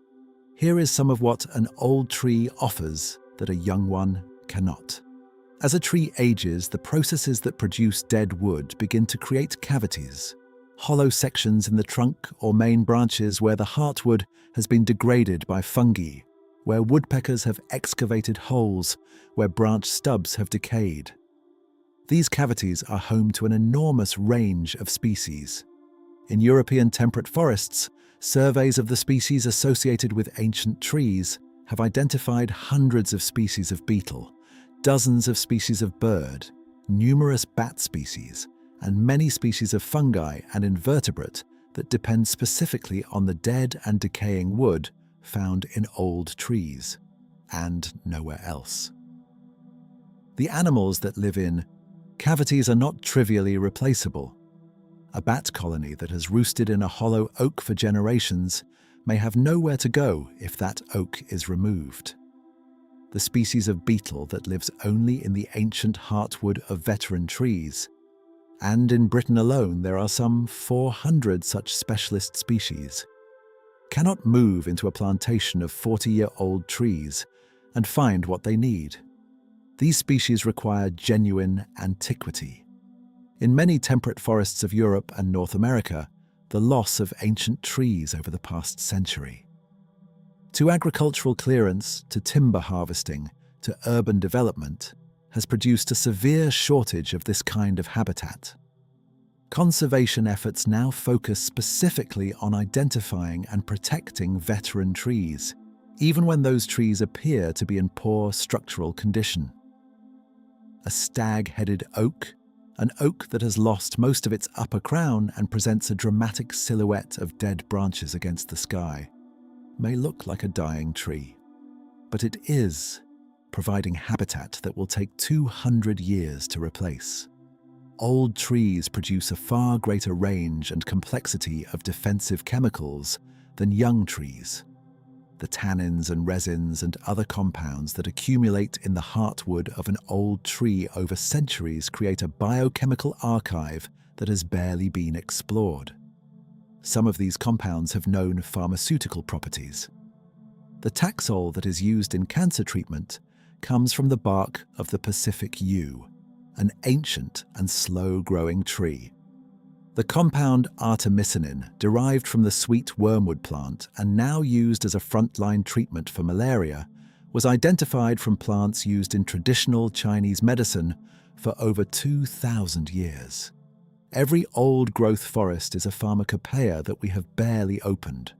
The chemical complexity of ancient organisms, the product of millions of years of evolutionary refinement under pressure from pathogens, herbivores, and competitors, represents a resource of incalculable potential value.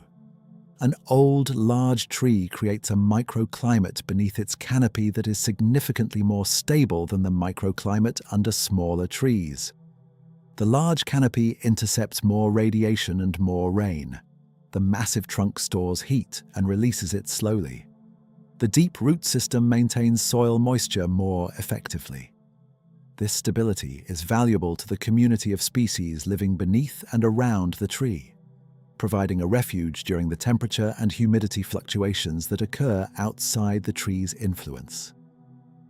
In a forest where old trees are present alongside younger ones, their stability creates a heterogeneous environment in which different species can find the specific conditions they need.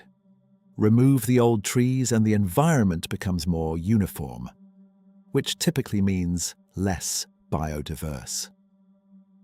Old trees in most species produce significantly more seeds per year than younger trees of the same species.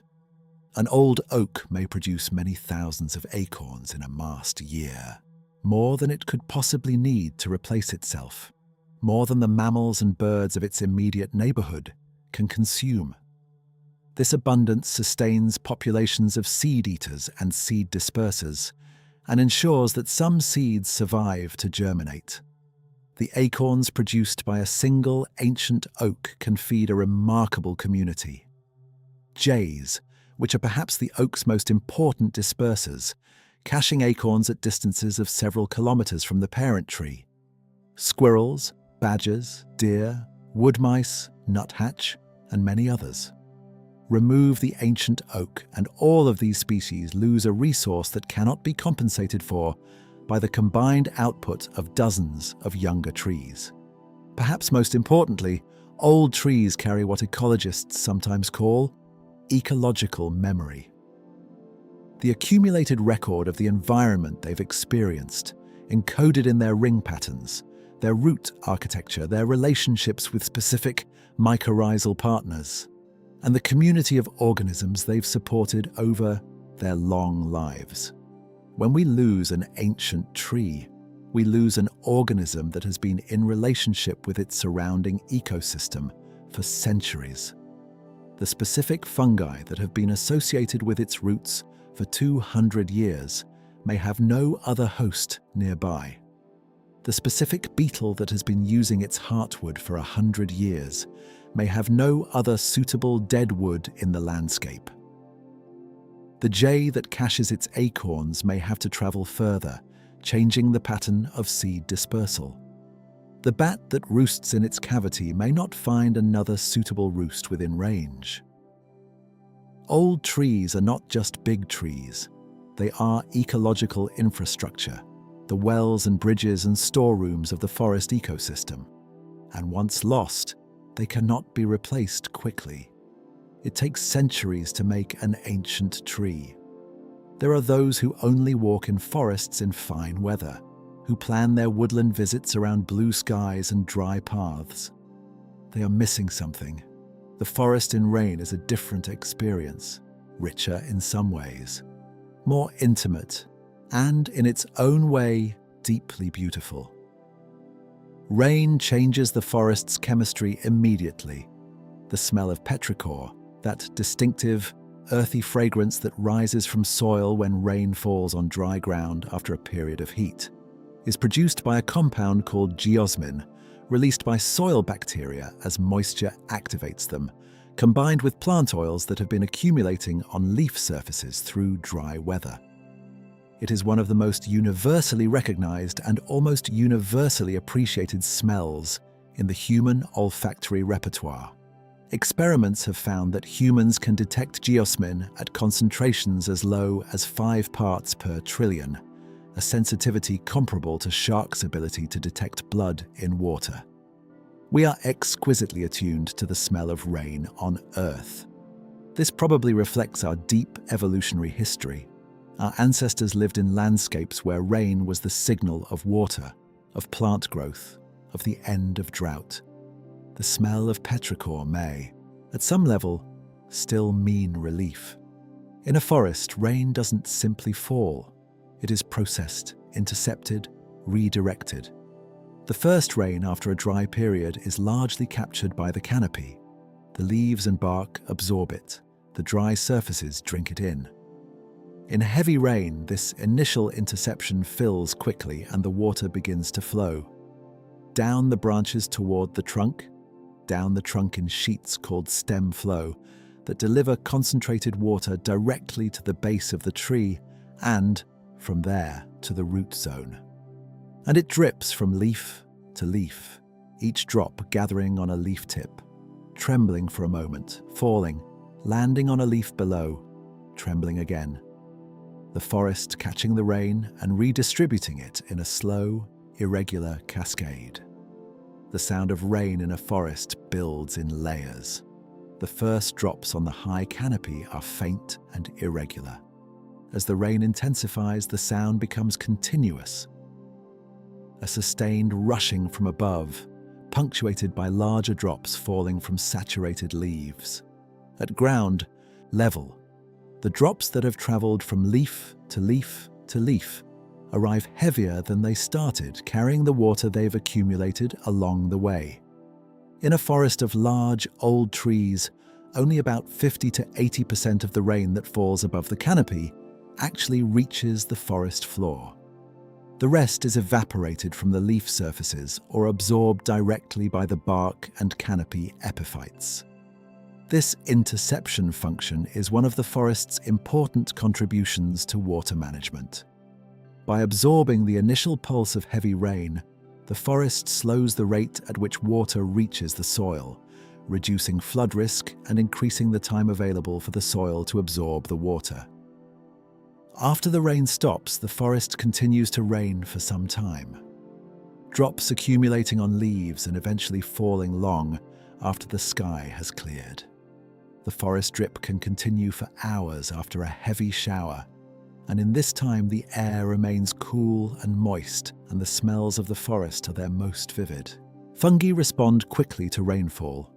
Many species that have been dormant, existing only as mycelium threads through the soil and wood, fruit rapidly after rain, pushing up mushrooms that were not there yesterday and will be gone in a few days.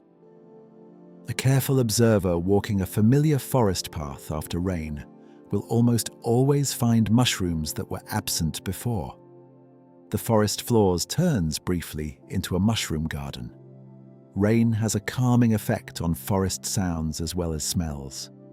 The drumming of rain on leaves masks distant sounds and creates a kind of acoustic privacy. The forest becomes even more interior, even more enclosed. And in the silence after the rain, when the birds begin to sing again, their voices somehow cleaner and brighter in the freshly washed air. There is something that feels like a beginning.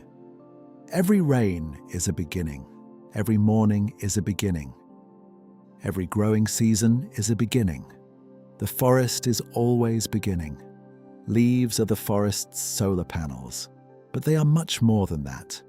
A leaf is an extraordinarily complex structure, one of evolution's masterpieces of efficiency. In its basic function, it is a platform for the capture of light energy and the conversion of carbon dioxide and water into sugars and oxygen. Photosynthesis, the foundation of almost all life on Earth. But in its specific design, every leaf is a solution to a problem, or rather, to many problems simultaneously. Consider the shape of leaves. Why are some leaves long and narrow? Why are some round? Why are some deeply lobed, with long fingers extending between deep indentations? Why are some compound leaves, divided into many separate leaflets rather than a single continuous blade? Each shape is an answer to a specific set of environmental conditions. In hot environments with strong sunlight, narrow or vertically oriented leaves reduce the area exposed to the sun at the hottest part of the day, minimizing water loss and preventing overheating. Cooler, shadier environments, broad, flat leaves maximize light capture at the cost of exposure. Lobed leaves, like those of oaks and maples, seem to offer a combination of advantages. The lobes increase the leaf's surface area for gas exchange, the process by which carbon dioxide enters and oxygen leaves through tiny pores called stomata. While the deep indentations allow the leaf to be cooled more effectively by the wind, because air can move more freely around and through the lobed shape. Compound leaves, like those of ash, walnut, or rowan, can be thought of as a system that trades the robust structure of a single blade for the efficiency of many smaller ones. If a herbivore eats one leaflet, the other 11 leaflets in that compound leaf continue to function. Damage is contained. The colors of leaves, too, are functional. Most leaves contain not just chlorophyll, green, but also carotenoids, yellow and orange, which absorb wavelengths of light that chlorophyll misses, expanding the range of usable light for photosynthesis. In young leaves, the fresh, pale green of spring, these pigments are sometimes present in equal proportion with chlorophyll, giving the leaves their characteristic yellow-green luminosity. As leaves mature, chlorophyll production increases and the green color dominates. But there is a subtler color system in leaves that many people don't notice: the underside.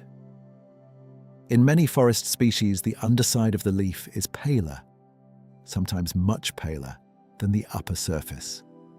This isn't just because less light reaches the underside, it's because the distribution of chlorophyll is concentrated on the upper, sunlit surface. On the underside, there are typically more stomata and more of the spongy, air-filled tissue through which gas exchange occurs. The leaf is differentiated: different architecture, different function, different color, top and bottom. Some species have leaves with hairy or waxy surfaces. Adaptations that reduce water loss in dry conditions, or that trap a layer of still air that moderates temperature, or that make the leaf surface slippery and inhospitable to fungi. And some leaves are equipped with chemical defenses that make them unpalatable or toxic to the insects and larger herbivores that might otherwise eat them. Tannins, the compounds that make tea bitter and cause red wine to feel dry in your mouth, are present in high concentrations in many oak leaves, and they bind to proteins in the digestive systems of insects, making the leaves difficult to process. Young oak leaves in spring have lower tannin concentrations than mature summer leaves. The tree begins each growing season with relatively unprotected leaves, building up its chemical defenses as the season progresses.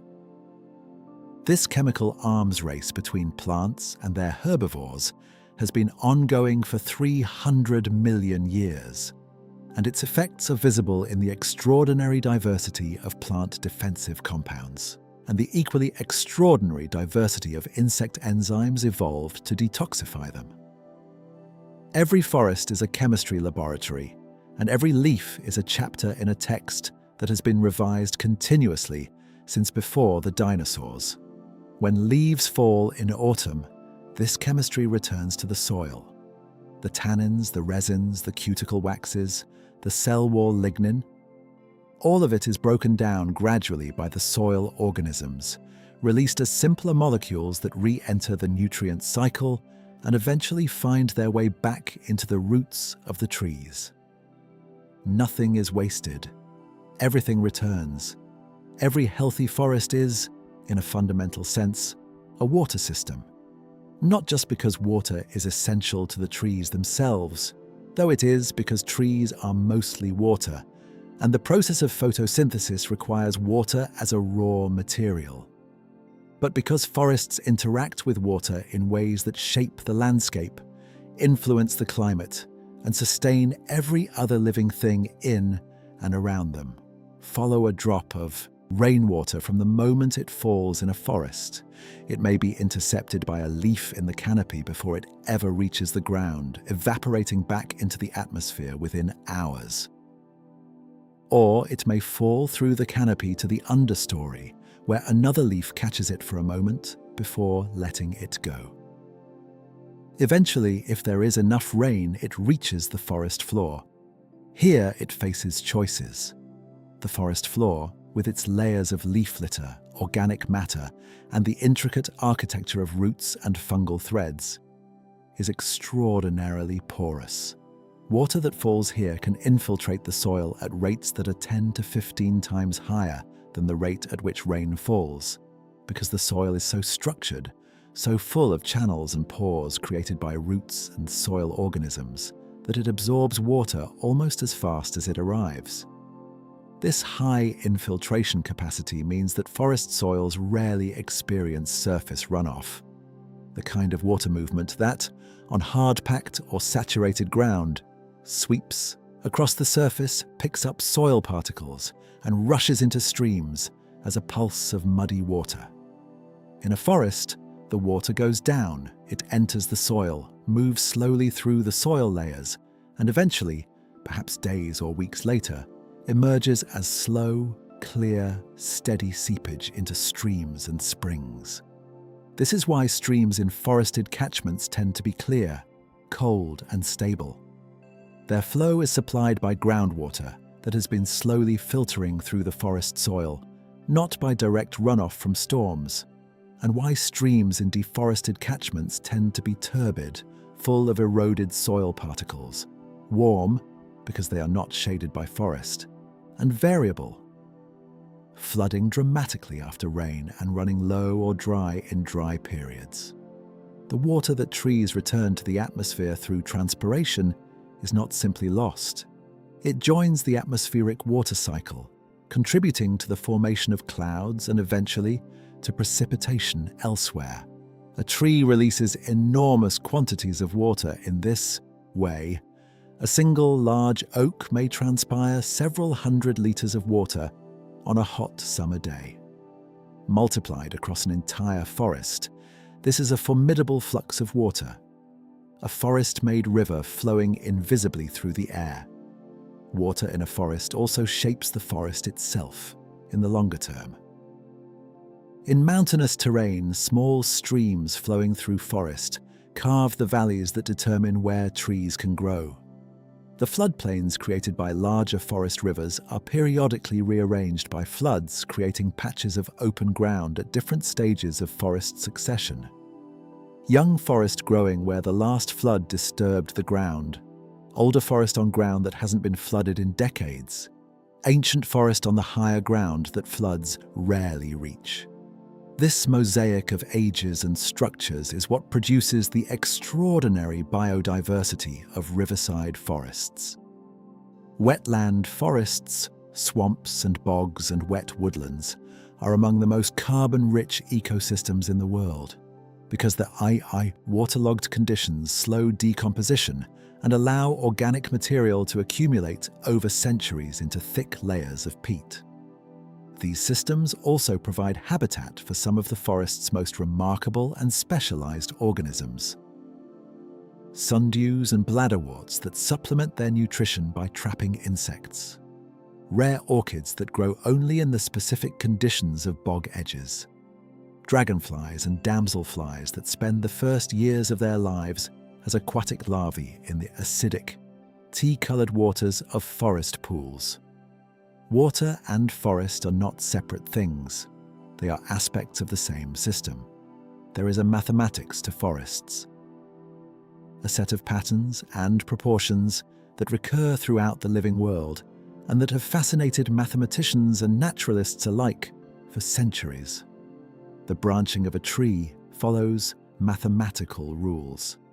The 19th century naturalist and artist Leonardo da Vinci was among the first to articulate what he observed, that the cross-sectional area of a tree's trunk approximately equals the total cross-sectional area of all its branches combined at any height. This relationship, which holds remarkably well across many tree species, means that the total conducting capacity of the tree, the ability to move water and nutrients from roots to leaves, is approximately the same at every level of the tree, from the base to the highest twigs. This relationship arises, in current theory, from the need to maintain consistent hydraulic conductance throughout the tree. The water supply to the canopy is determined by the total conducting area of the trunk, and for any given leaf to receive adequate water, the total conducting capacity must be maintained from ground to canopy. Da Vinci's rule is not just an aesthetic regularity, It's a physical constraint imposed by the need to supply water to millions of leaves. The branching angles of trees also follow patterns. In many species, the angle at which a new branch diverges from the parent branch is related to the Fibonacci sequence, a sequence of numbers 1, 1, 2, 3, 5, 8, 13, 21, in which each number is the sum of the two preceding ones. The Fibonacci sequence and the related golden ratio appear throughout plant growth. In the spiral arrangement of leaves around a stem, in the pattern of seeds in a sunflower, in the arrangement of scales in a pine cone. These patterns arise from simple rules about how plant growth responds to light and to the positions of already formed leaves, and they turn out to maximize the efficiency of light capture while minimizing the shading of lower leaves by higher ones. The fractal geometry of a forest, the self-similarity of patterns at different scales, the way a branch looks like a small tree and a leaf vein looks like a small branch, is not just aesthetically pleasing. It reflects the fact that the same growth rules, operating at different scales, produce similar patterns throughout the structure. The forest is, in this mathematical sense, a self-similar object, a pattern made of patterns made of patterns. This mathematical regularity is one reason why forests are visually calming to humans in ways that irregular, chaotic environments are not. The fractal dimension of a natural forest scene falls in a range that corresponds closely to the visual environments in which humans evolved: open woodland, riverbank, savanna edge. And our visual systems appear to be tuned to process these patterns effortlessly, without the neural effort required to make sense of irregular or artificial visual environments. The forest is not just beautiful. It is beautiful in a way that is specifically adapted to be processed by human brains. We are, in a sense, built for forests. Before we close our walk through the forest, there is one more community of organisms we should visit. They are easy to overlook. They tend to occupy surfaces rather than spaces. The surfaces of bark and stone and soil. And they are so slowly growing that a patch that covers the palm of your hand may be decades or centuries old. They are lichens. A lichen is not a single organism. It is a collaboration, a fungus that has entered into an intimate relationship with one or more photosynthetic partners, usually algae, sometimes cyanobacteria, sometimes both. The fungus provides structure, protection, and access to minerals from whatever surface the lichen is colonizing. The photosynthetic partner provides the sugars produced by capturing sunlight and CO2. The relationship is ancient. Lichens have been found as fossils from the Devonian period, the same period when the first forests were beginning to form, and molecular evidence suggests they may be even older. They have been exploring the surfaces of rocks and bark and soil for 400 million years or more. What lichens are able to do is remarkable. They can colonize bare rock, the most inhospitable surface available to life, and survive there, growing slowly, extracting the minerals they need by producing mild acids that etch into the stone. The patches of grey, yellow, orange, and green that you see on boulders in a forest, often dismissed as discoloration of the rock, are living organisms, sometimes hundreds of years old, slowly turning stone into soil. A single gram of lichen tissue can survive complete desiccation, losing nearly all its water for years without damage. When water is restored, the lichen resumes metabolic activity within hours. Some lichen species have been sent into space, exposed to the vacuum and radiation of low Earth orbit, and survived. They are among the most resilient multicellular organisms known. In a forest, lichens occupy the complex bark surfaces of trees, particularly old trees with deeply furrowed bark, where the ridges and hollows create a microhabitat of extraordinary diversity. Different lichen species occupy different positions on the bark surface. Those that need more light occupy the upper surfaces of branches. Those that need shade and moisture live in the sheltered hollows. A single old oak tree may host dozens of species of lichen, each in its specific microhabitat, together constituting a community as diverse as any visible at larger scales. Some lichens are extraordinarily sensitive to air quality, particularly to sulfur dioxide and nitrogen dioxide, the components of industrial air pollution. They were among the first organisms affected by the Industrial Revolution in the 19th century, disappearing from cities and downwind industrial zones long before the effects on human health were recognized. They have been used as biological indicators of air quality ever since. The return of diverse lichen communities to a forest is a sign of improving air quality, a sign that the air is becoming, once again, what the forest needs. There is something very moving about lichens if you spend time thinking about them. Here is an organism that doesn't ask for much. A surface, some moisture occasionally, some light, a few mineral ions leached from the rock. In exchange, it offers the rock itself, slowly, incrementally, millimeter by millimeter, converted into the beginning of soil. It offers habitat to a community of tiny organisms, mites, springtails, algae, that live in the complex architecture of its body. It offers food to deer and caribou and some moths that have evolved specifically to eat it. And it offers beauty, the subtle, varied, patient beauty of something that has been alive in that exact spot since before anyone was watching. A lichen growing on a gravestone, the kind you see in old churchyards, slowly obscuring the names and dates with a living grey-green crust, may have been there longer than anyone now living can remember. It is older than the churchyard, perhaps older than the church. It is making the world very slowly richer than it found it. Isn't that a kind of wisdom? Forests have been part of human experience for as long as there have been humans. Our earliest ancestors lived in forested environments or at the edges of forests. Places where the shelter of the trees met the open ground of the grassland, where food could be found both in the woodland and in the open.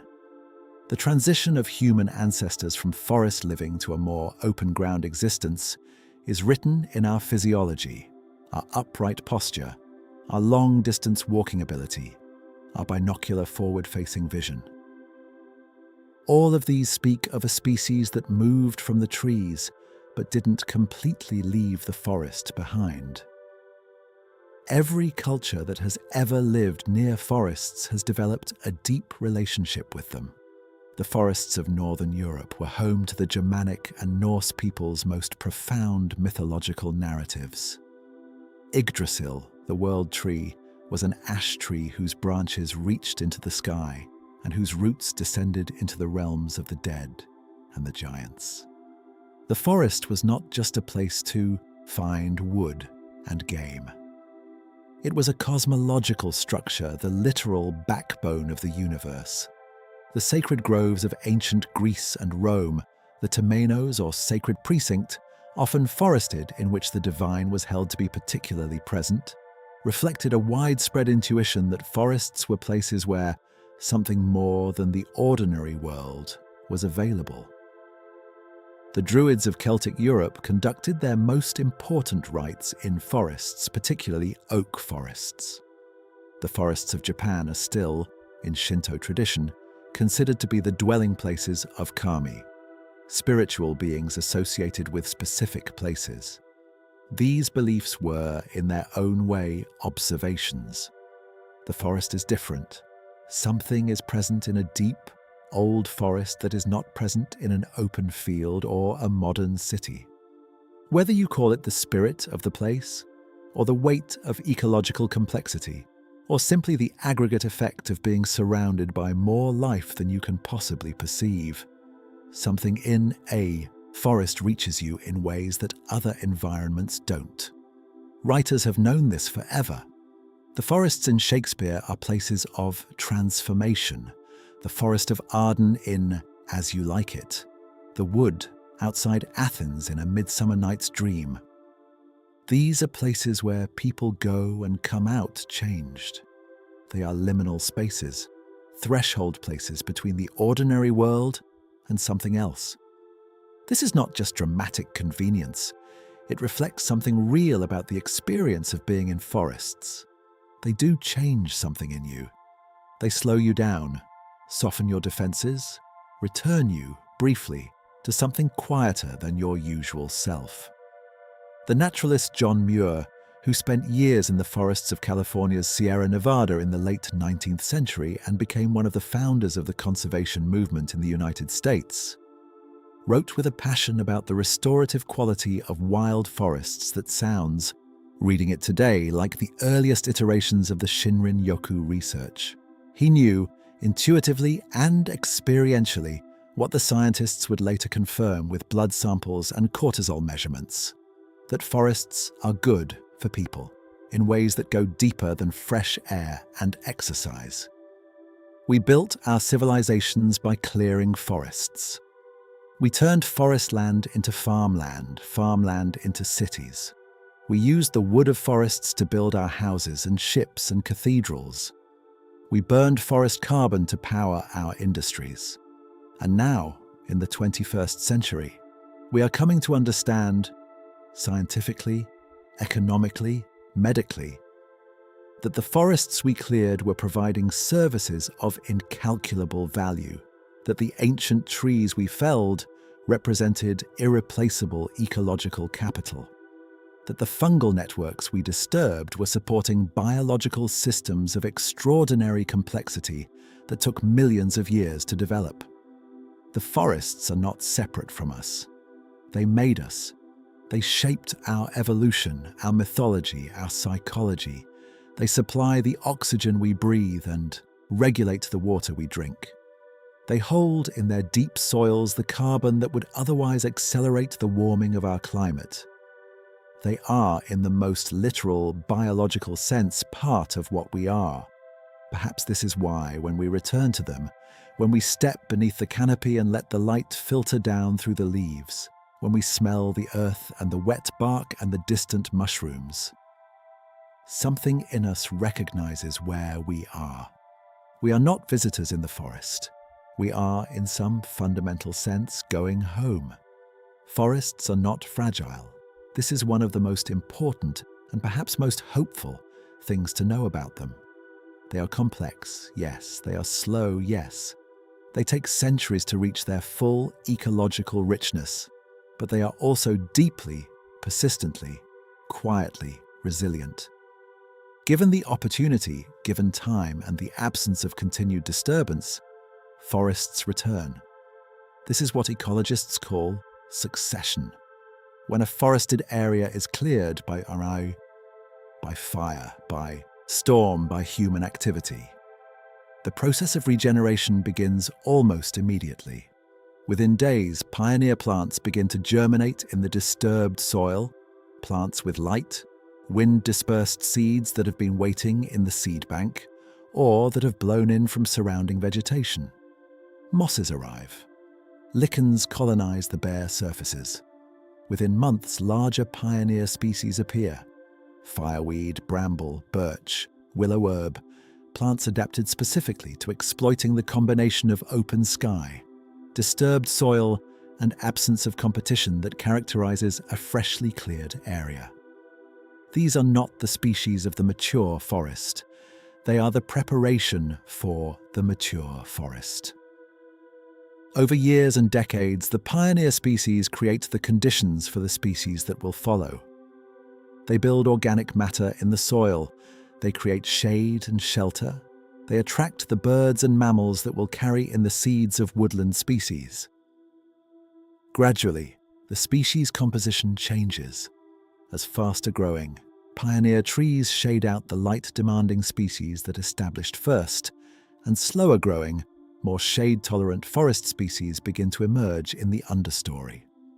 This process, called old field succession or forest succession, has been documented in extraordinary detail in many parts of the world, and what it reveals is both the complexity and the dynamism of forests.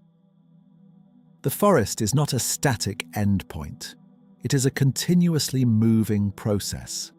At any given moment, a natural forest contains areas at every stage of succession, from fresh clearings created by fallen trees, to young dense thickets, to mature woodland, to ancient old growth, all coexisting, all transitioning, all part of the same ongoing process. The resilience of forests was demonstrated in an extraordinary way by the recovery of vegetation at the site of the 1980 Mount St. Helens eruption in Washington State, USA. The eruption flattened and buried forests across an enormous area, burying them under meters of volcanic ash and debris. It appeared for a time like a landscape from which life had been utterly erased. Within years, pioneer plants were returning. Within decades, shrubs and young trees had reclaimed much of the lower altitude areas. The recovery was not a simple return to what was there before. The eruption created new lake and stream habitats, new soil chemistry, new topography, but it was unmistakably a recovery. The forest was coming back. The human capacity for forest destruction is large, but the forest's capacity for recovery, given time and opportunity, is equally large. There are forests in Europe today growing on land that was farmland a century ago, with biodiversity that, while not matching the ancient forests that preceded agriculture, is genuine and growing. There are mangrove forests in parts of Asia recovering from clearance, aided by conservation efforts, and the basic fact that mangrove trees are extraordinarily productive and fast-growing when conditions allow.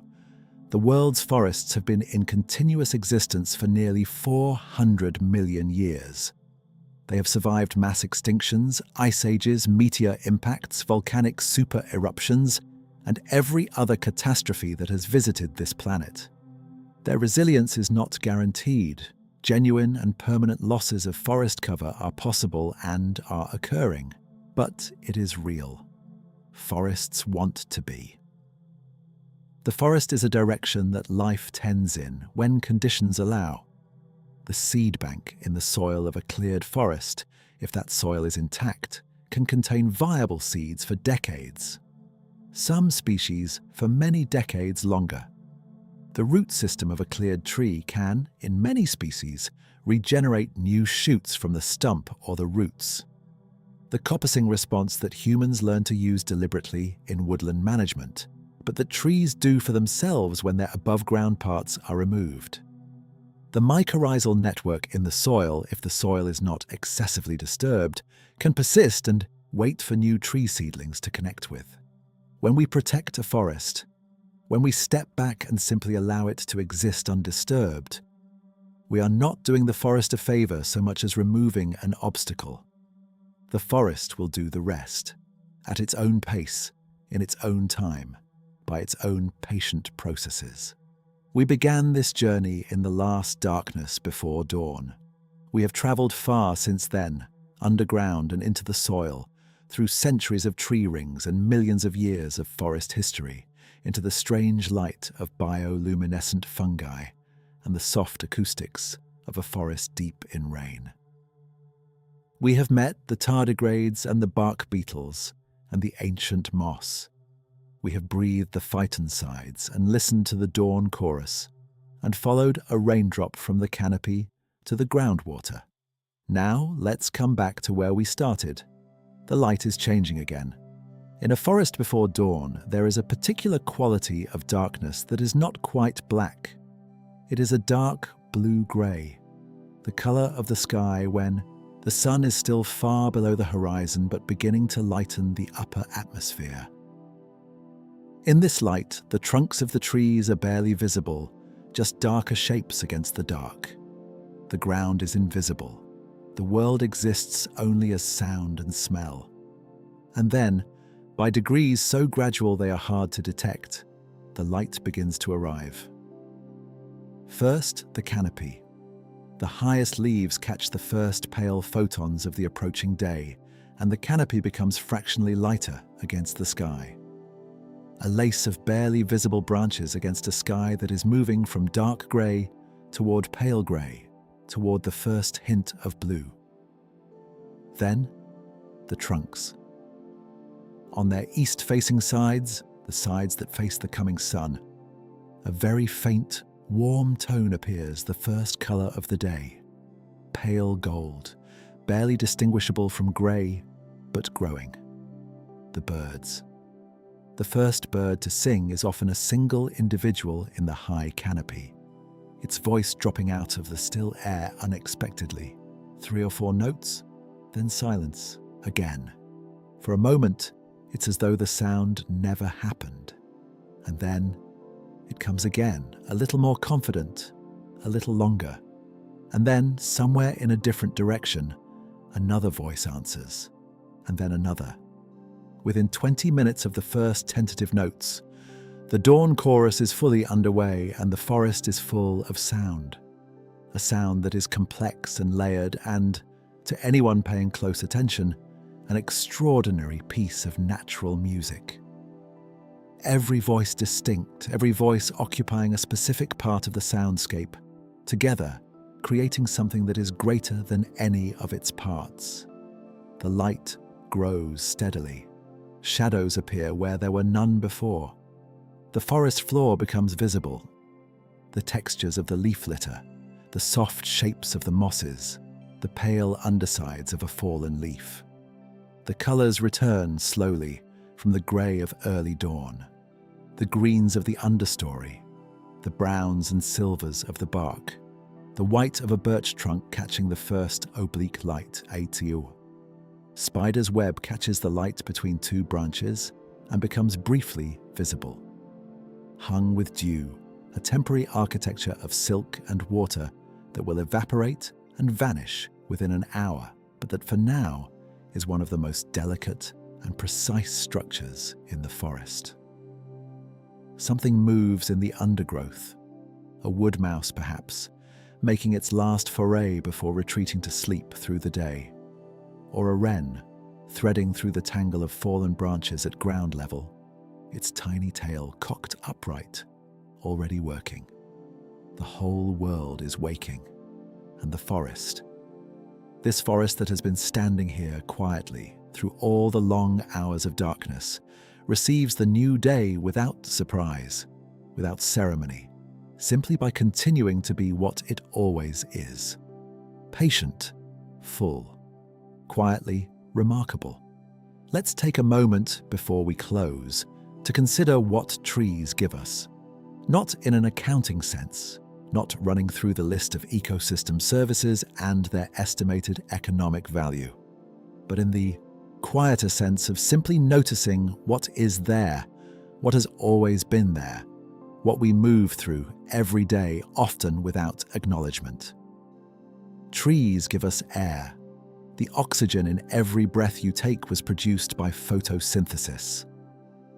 By the action of chlorophyll in the leaves of trees and plants and the algae of the sea, capturing the energy of sunlight and using it to split water molecules and release their oxygen atoms into the air.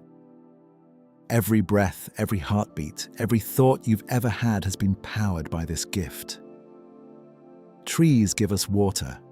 The forests that cover the slopes of the mountains that receive your city's rainfall are holding that water in their soil, releasing it slowly, filtering it as it passes through layers of root and earth and rock, delivering it clear and clean to the streams and rivers and reservoirs below. The water cycle that sustains all terrestrial life is regulated in crucial ways by forests.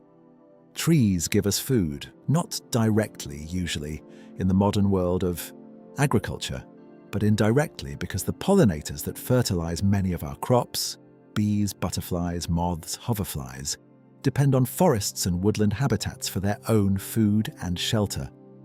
The soil organisms that sustain agricultural productivity are related, evolutionarily and ecologically, to the soil communities of forests.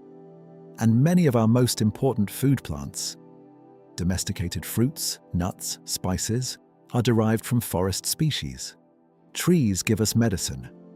At least 40% of pharmaceuticals currently in use are derived from natural compounds found in wild organisms, many of them plants.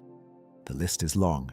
Aspirin from willow bark, quinine from cinchona trees, the cardiac glycosides from foxglove, Taxol from yew, artemisinin from sweet wormwood, morphine from opium poppy. In the forest pharmacopoeia, the vast majority of species have never been analysed for their chemical properties. We do not know what we are losing when we lose species. Trees give us timber, yes. The material of buildings and furniture and boats and 10,000 other things. Material so versatile and renewable that buildings made of it from the Middle Ages are still standing. But they also give us shade in summer and shelter in winter.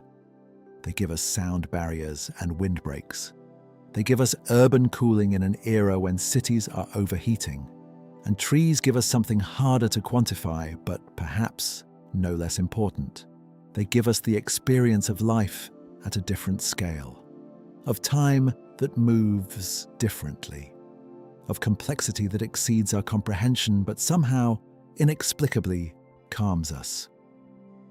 A forest is a reminder that the world is large and old and full of intelligence that is not ours, that the systems we depend on are not our invention and will not be improved by our engineering, that there is a kind of wisdom in the slow, patient, interconnected processes of the natural world that we have barely begun to understand. In a century defined by speed and noise and the anxiety of an accelerating world, the forest offers something genuinely rare: slowness, silence. The permission to simply exist, to breathe, to be present in a place that has been here far longer than you have and will be here long after you are gone. We have spent this time together in the forest.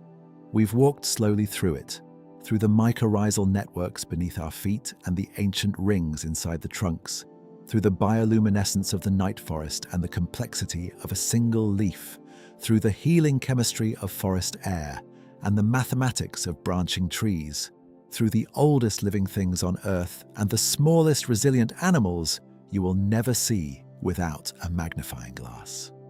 The forest contains more than we have covered here. It always will. There will always be more to discover. More chemical compounds in the leaves, more species in the soil, more ancient tree ring records to read, more connections in the mycorrhizal network to map. The forest is not a finished document. It is a living one, adding new chapters every season, revising itself through every generation of trees, never the same place twice. What we can take away from this time among the trees is not a list of facts, though facts are what we've used to build the journey. What we can take away is something more like a feeling, a quality of attention that the forest, if we let it, teaches us. The forest teaches slowness. It teaches us that the most important things don't hurry. That 400 million years of evolutionary refinement cannot be improved upon by impatience. That the right speed for a root tip finding water through the soil is the right speed, and it takes the time it takes. The forest teaches connection. It teaches us that every organism is part of a network, that health is not individual but relational, that the strength of a system lies in the density of its connections rather than the power of its most dominant members. A forest with a healthy, mycorrhizal network is more resilient than a forest without one, even if the trees themselves are identical. The forest teaches patience. The bristlecone pine that has been growing in the White Mountains for 5,000 years did not achieve that age by rushing. It grew a few millimeters each year. It made its wood dense and resinous and hard. It let the centuries pass without complaint. And the forest teaches us, perhaps most importantly, that we are not alone. That we are part of a living world of extraordinary richness and ancient wisdom, and that this world preceded us, shaped us, and will continue long after our brief presence is over. We are made of stardust, as the poets and cosmologists say. But we are also made of forest, of the oxygen that ancient trees breathed into the atmosphere, of the water that forest soils have been filtering for millions of years, of the evolutionary processes that shaped our bodies and minds in forested landscapes across the long morning of our species. When you next have the chance to step into a forest, any forest, even a small urban grove, even a few trees in a park, try to go slowly. Try to bring the quality of attention we've practiced here tonight. Soft, curious, present, unhurried. Notice the light through the leaves. Smell the air. If you can, sit at the base of a large tree and simply breathe. You don't need to understand everything the forest is doing. You don't need to name the fungi or identify the birds. You only need to be there and to be quiet, and to let the forest do what it has been doing since long before you arrived. You may find, as many people do, that something shifts. Not dramatically, just quietly. The way the light shifts in a forest when a cloud moves. Something in you slows down to meet the slowness of the trees. And in that slow, quiet meeting, something that has been a little too tight begins to ease. The forest is there for you. It has always been there. Thank you for being here with us today. Thank you for slowing down, for listening, for letting this quiet knowledge settle in alongside everything else you carry. This has been Quiet Knowledge. We'll be here whenever you need to slow down, and remember that the world is, quietly and persistently, extraordinary. Breathe. The forest is still there. It always will be.